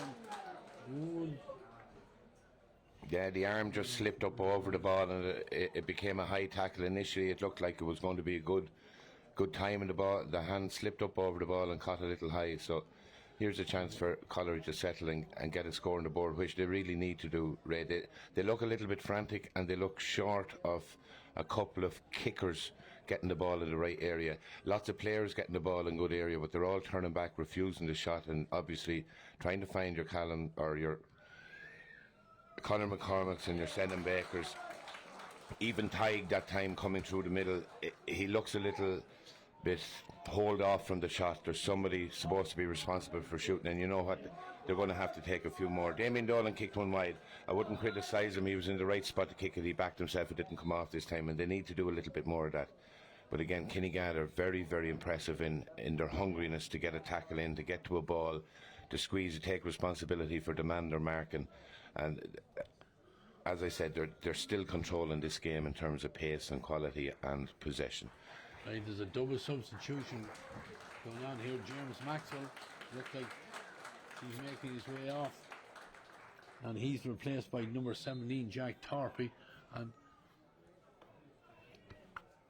Connery's substitution, the number 15 Luke Buckley has made his way off, and he's replaced by number 25. Yeah, Jack Torpy straight away collecting a very good kick out. Another guy that spent a bit of time in America during the summer, and an excellent footballer, a good sub to be able to bring in at this stage of the game. And there's a fabulous kick there from Darren Giles while Shane was talking there as he went forward, and a fabulous kick off his left foot. Makes no mistake, splits the upright, and an immediate response by Kinnegad to that point from the free from Senan Baker a couple of minutes ago. Caulry have got the kick out of the way, and they're coming down that far side of the field. Great ball carrying here, still going is the corner back there, Sean Clinton, and then Sean just lost it at the last second, and Kinnegad have the numbers in around it. David Giles coming forward, tackling hard, was fouled by Conor McCormack. Referee is allowing the play to go on. Daniel Wood steps in and he pops it quickly on now to the man that just introduced, that Jack Torpy.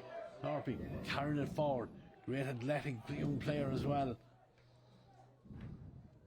Crosses the 45, holds the possession, immediately waits for Ger Leach to come in. Ger looks up, doesn't take on the shot, but gives a lovely ball inside here. There's a chance for Owen O'Brien. Owen on the turn, fires it in. Great score again from Owen O'Brien, but we have to admire the playmaking ability of Ger Leach. Yeah, I realised he was a little bit too far out to have a pop himself, but that ability to scan the field and see the movement, and then it's the quality of that pass, Ray. There was no question about that pass being collected, dished off to the man that's doing the man marking job on Conor McCormack, Owen O'Brien, and he, as we said, he's a very, very tidy footballer, and he clipped his score very, very easily. Again, Kinnegad are beginning to motor again now. The puff has gone out of Caulry again. They have to lift it. They need inspiration from someplace. A big catch in the middle of the field, a big hit on somebody, something to bring their game back to life.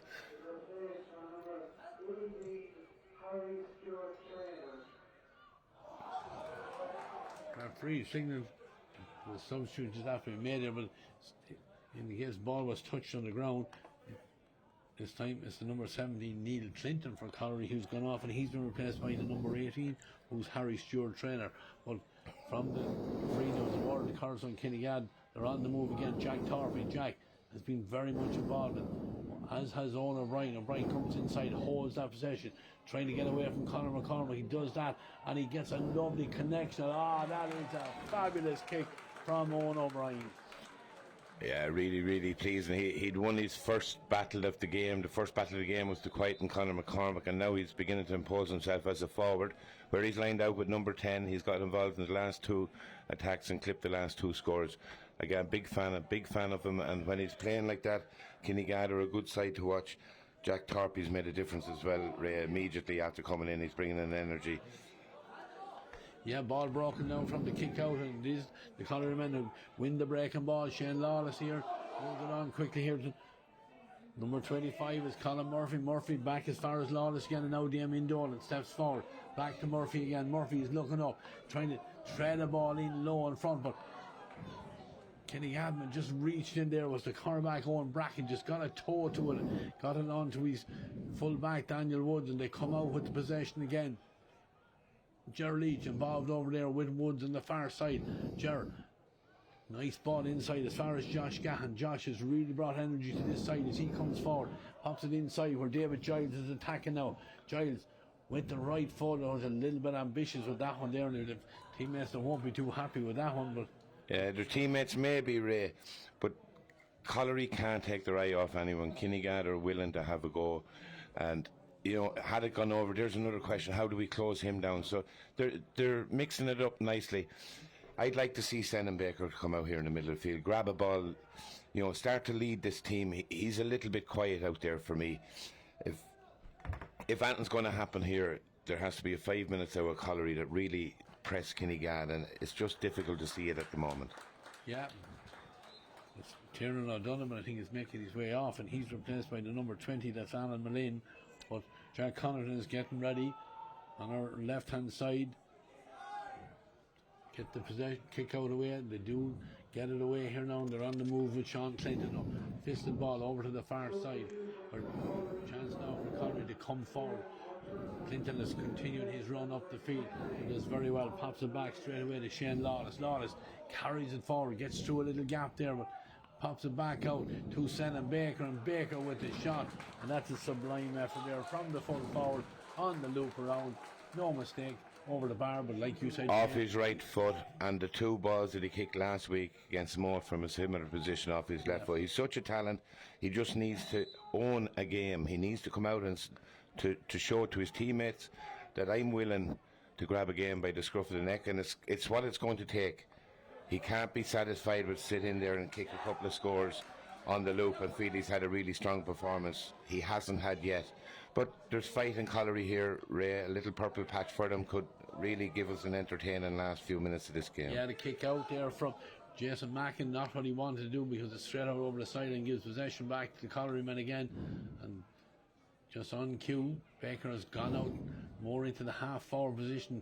He's making a dart forward. He's trying to get on the end of this. Daniel Woods has tracked them all the way, but he has it inside the 13-metre line, trying to show his strength there, and pulls the trigger on him, but that time couldn't get the angle right, and that one is across the face of the goals and wide.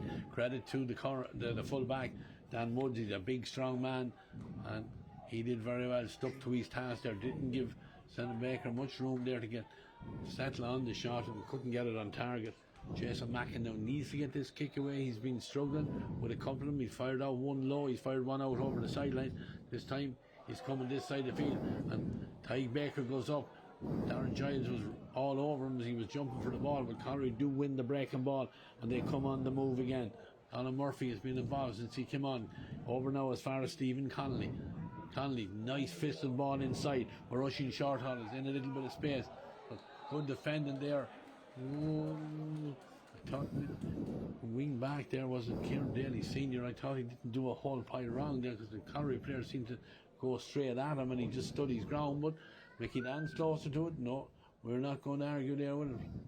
Yeah, he'd be disappointed in the concession, because he did hold the ground. Probably didn't get the hands back out quick enough, Ray. He did stop, you know, the defending drills stop him, dispossess him. It's a fine score. 2-point opportunity there for Senan Baker. Gets it over the bar. 112 to 11, 4 between them. Caulry starting just to get on top. As I said, Jason Mackin has struggled with his last couple of kickouts, so he needs to find a teammate and turn Caulry back around again. Jason, right-footed, launches out to the centre, goes hands on it, broken kindly for Tyke Baker. Baker pops it back there as far as the number 18. That's Harry Stewart, trainer. Caulry getting on top here now, having their purple patch. Need to capitalise on this as Murphy. Colin Murphy gets it inside here now. Kevin Maguire pushed outside the 45, but holds the possession. Back now to Conor McCormick. McCormick lays it off quickly, then continues his run. Sean Clinton has the man with possession. Sean doesn't take on the shot, instead waits for rushing shorter to get involved. Now Shannon Baker. Shannon thought about pulling the trigger from outside the 40-metre arc there. He's continued on his run, but there's not much space in there. But then a little tug on the jersey there. He's right on top of things. It wasn't a whole pile in it, but the referee's seen it. There's a sub about to be introduced here. Podge Quinn, wearing the number 2, is going to make his way in. But if Shannon Baker hits this one, we're back to a 2-point game, and it's well within his range. It's fairly central. He's taking control of things. Yeah, crucial kick, Ray. Really crucial kick. 4 points down, beginning to get their purple patch. They have to make the most of it.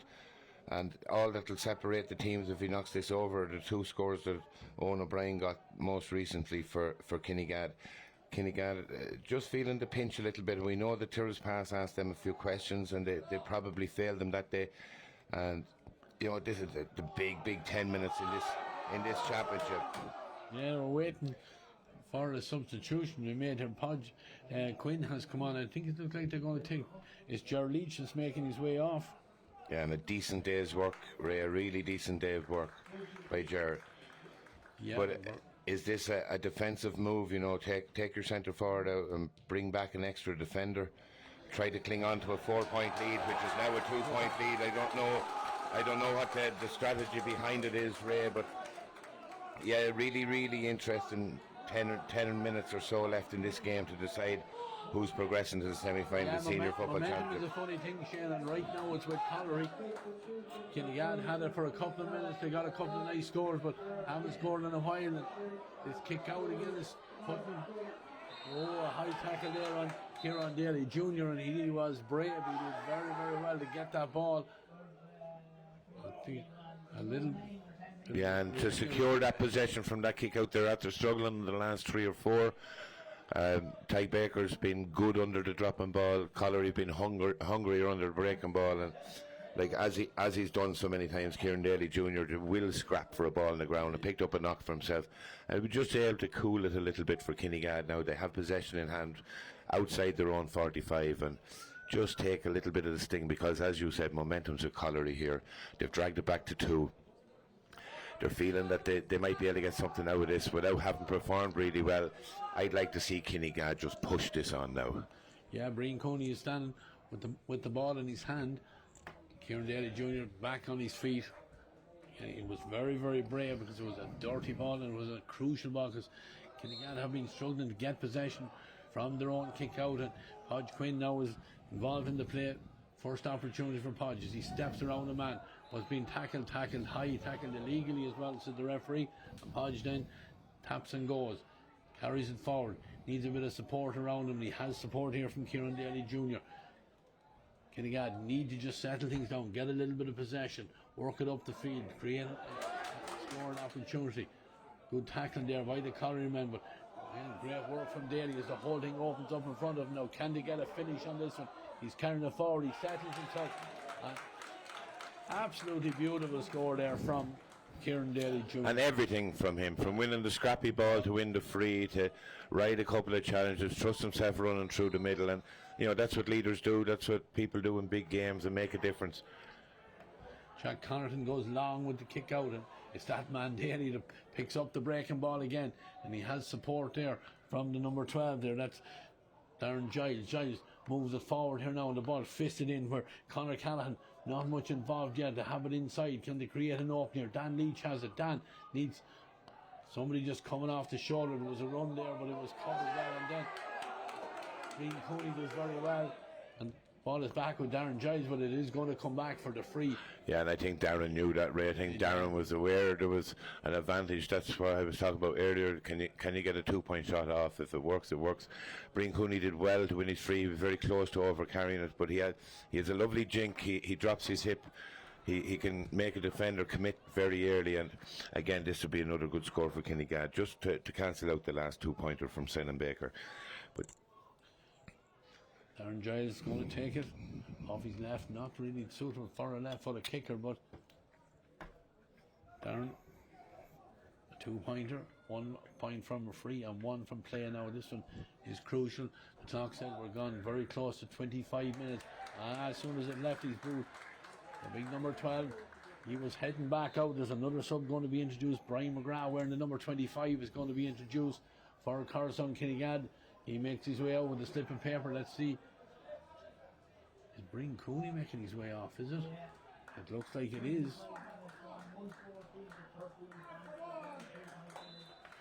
Carrying an injury by the looks of things there. oh, here's a dodgy shot kick out. Kevin Maguire almost got caught.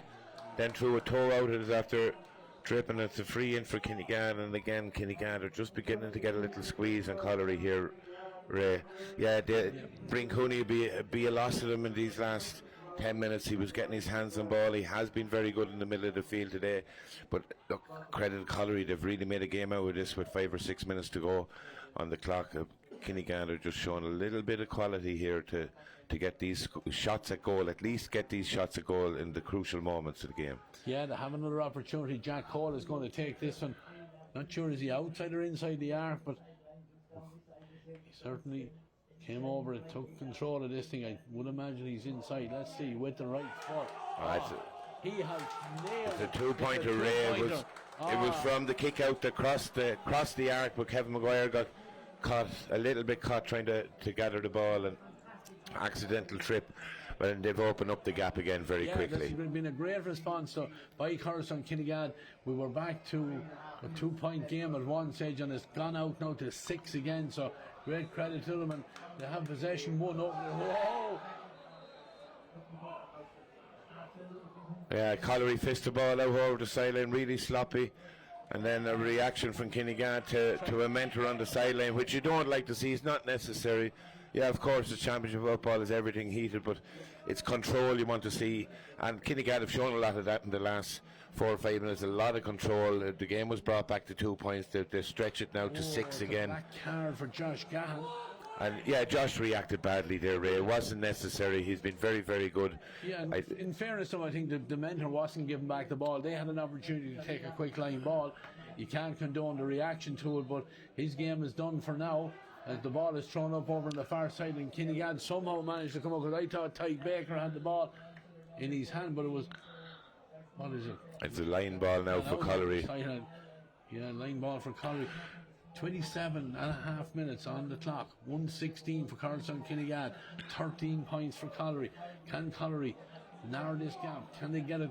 Probably going to need a goal even at this stage. Ty Baker doing his best, but as he carried the ball forward, tracking back, the great defending there by the Coralstown Kinnegad man. Got a touch on it, knocked the ball away from Ty, and they had the numbers in the round, and they're breaking with pace over on the far side.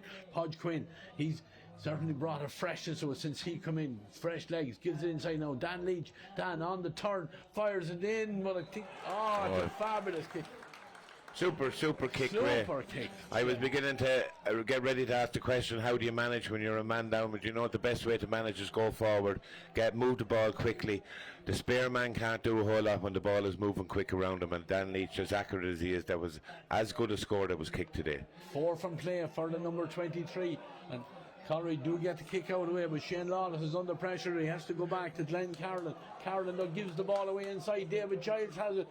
Leach is there along with him, doesn't use him, and instead he takes on the shot. Maybe should have just held on to the ball a little bit more, but kicked it dead, which is the important thing. But Caulry have the kick out, gone away quickly, and they're on the attack. Tyke Baker, he's remained forward now, punts it forward inside, gets it inside, and coming on the run here now. The chance of the shot coming in, I think it is over the bar. It's a good score. Hardly gets a ripple of applause there from the Caulry supporters there, but it just does narrow the gap. It was Stephen Conley that finished that one over the bar. Still 6 between them, 117-14, 29 minutes on the clock. Another sub coming in for Caulry down below us. This time it's the number 19, Olin Healy. Again, we've had delays. I expect that could be even up to 5 minutes of additional time here, Shane, because we've had slow play with substitutions being made. Now, I think 3 minutes is the call.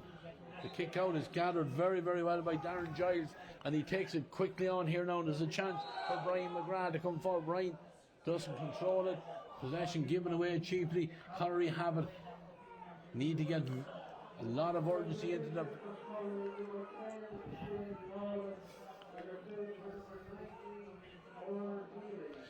They're on the attack over there on the far side. 2 minutes of additional time. I thought there would have been a little bit more, but Damien Dolan is coming forward. They need to get scores. They need to get them in a hurry. They have a man inside. Ball does go to hand. The chance of a shot here. It comes in from the centre half back, Sean Murphy. But almost intercepted in the end, but he did well to keep his eye on the ball. He got possession, fires over the bar, and we're into the last minute and a half, and I'm quite sure there's going to be no hurry on Jason Mackin with this kick out. 117-15. Mackin, this kick out is crucial.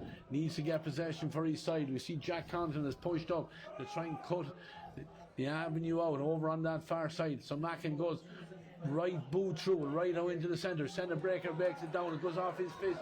Is it going to stay in play? It is, but it was lovely play there by Owen O'Brien. He allowed the Caulry man to get it, to go for the ball. Didn't touch off O'Brien, and he ends up getting the foul, then gets the free for his side, and it's a crucial free, but he has been outstanding all through this game.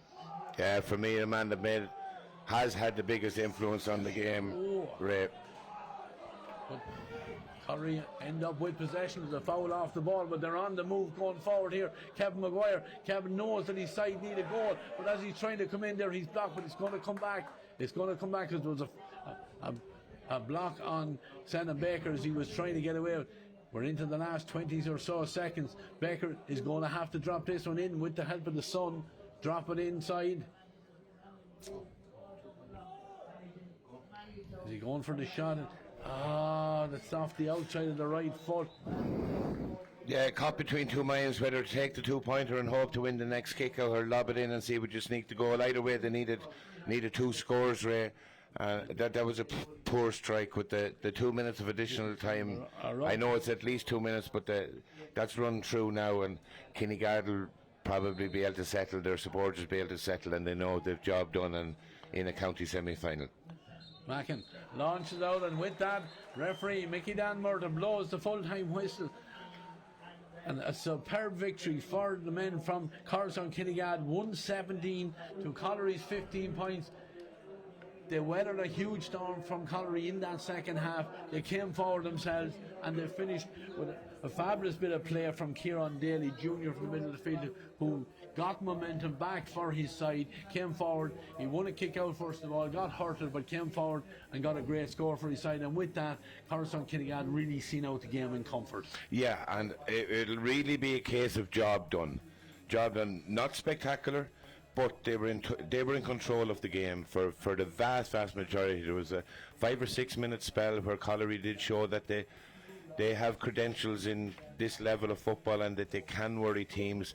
They didn't do it often enough, but plenty of really decent performances and a lot of energy from Kinnegad.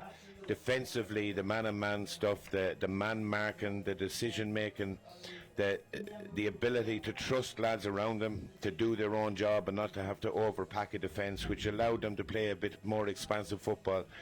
The two leeches buzzing around, Darren Giles with some really quality kicks.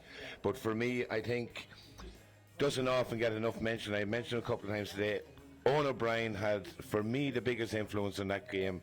Maybe Josh Gahan is a very close second. Maybe the black card tips it in in O'Brien's favour, but 2 scores from play, and very much nullified Conor McCormack, who is the puppet master for Caulry, and credit to Jack Cooney, his management team. They know they have that player that they can rely on to do a job like that. Question for me, maybe later on in the championship, have they enough of players that can do that type of a job to nullify teams that have a little bit more threat around the field? Glimpses of excellence from Sen and Baker. We see the real heart that's in Tig. They're very different personalities, different types of players, but both potentially inter-county footballers with Westmeath for the next few years. Kevin Maguire still has that quality for them. Sean Clinton, I thought, looked very athletic at cornerback. Just not enough firepower in this Caulry side at the moment. Kinnegad will be very pleased, but they'll recognise that they're probably much tougher tests ahead, and I think they're lined up to play St. Lomans in a semi-final, a team that were very impressive last weekend against Tyrrell's Pass, with a lot more bodies back on the pitch, coming into just the right time. And Paddy Dowdall will pay respect to Kinnegad, but they won't fear them, and it's a big task in a couple of weeks' time for them. Yeah, Caulry, in fairness to them, I think, Shane, at the start of the year, their main objective would be to get back into Section A. They did that and got forward. But I've been questioning Coralstown Kinnegad right throughout the year, with the new rules and the way they had been playing so defensively. But here we are now.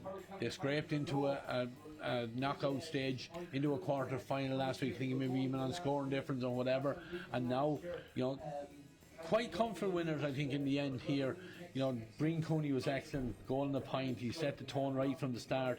Ger Leach pulled in a lot of strings for him as well. Dan Leach outstanding with 4 points of play. And I think Jack will be very happy that a couple of players that he was missing throughout the summer. Josh Gahan is a huge player in the new rules. He is a massive engine, and as you said, Owen O'Brien as well. Started James Maxwell, didn't start Podge Quinn. Jack Thorpe come in. But when Podge came in, he was effective. He had that power. He's strong. He lifted that energy again. I think Jack Thorpe did the same thing. Jack Thorpe came in. The first thing he did was gather a kick out where Caulry had been putting a bit of pressure. Jack would be really satisfied, but he'll also know that there's a level they need to get to beyond this to be really good contenders. But a lot of positives. They will look at, unfortunately somebody might sit down and look at shooting percentages from certain spots. I think the fact that they were willing to shoot and have more players willing to shoot showed an adventurousness that is all that they can do to go on and really progress beyond next or a fortnight's time and be true contenders. They have to have plenty of firepower around the pitch, express themselves a little bit more, which I'm glad that I saw today. Caulry will maybe in a couple of weeks' time look back and say a successful year, the Group A 2026, but they'll also feel that when they got within 2 points today that there was a real chance of getting to a county semi-final. Again, without repeating ourselves too much, credit to Kinnegad for not letting that happen and grabbing the game, but they looked in control. They looked in control, and they kind of had the game won after 10 or 12 minutes because they had set the pace of it, and that early goal just caused a separation that allowed them to be comfortable to keep playing the way they were playing. Entertaining game of football, some really good quality in it, and Breen Cooney coming off injured. I think he picked it up the time that he hit the bottom of the post. It could have been quite more comprehensive for Kinnegad.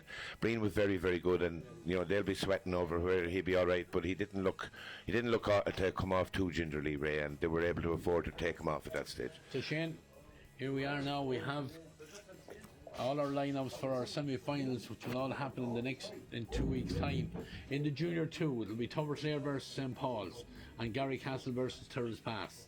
Junior 1, St. Lomans versus Ballynagore and Mullingar Shanwick versus St. Joseph's. In the intermediate semi-finals, we have Shandona versus Milltown.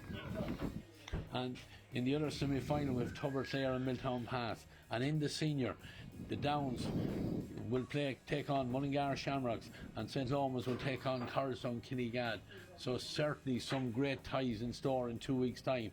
And before I finish up again, just a quick shout out to our Earvy TV Club podcast, which will be on live from Clark's Bar tomorrow night, where we will be looking back on the 4 games that we've seen this weekend. We'll also be looking forward to all the LGFA finals coming up next Saturday and Sunday. We will have someone from the LGFA live with us to preview all those finals. So again, big weekend of football for the ladies coming up next weekend.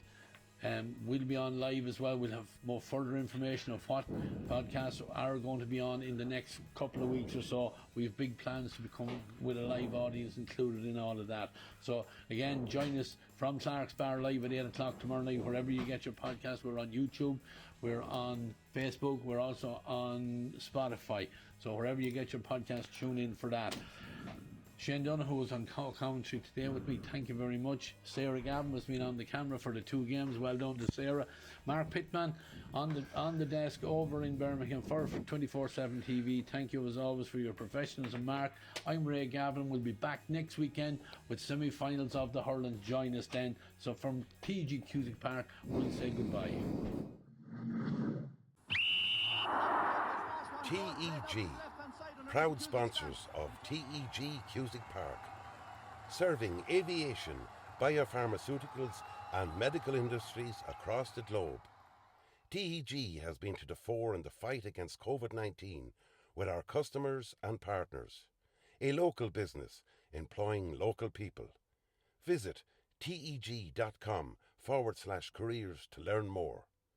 Wishing all our GA patrons a safe passage through the championship.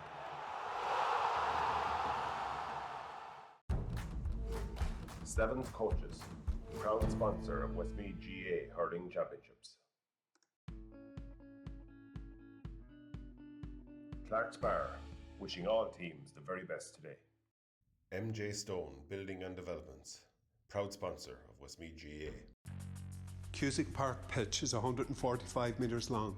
Imagine 3 of these bridge beams would make up the length of the pitch. Now transport 30 of them from Harney to Kildare. A challenge overcome by a great team with the support of a great community. My name is Pat Barrett, Project Manager, Shay Murtagh Precast.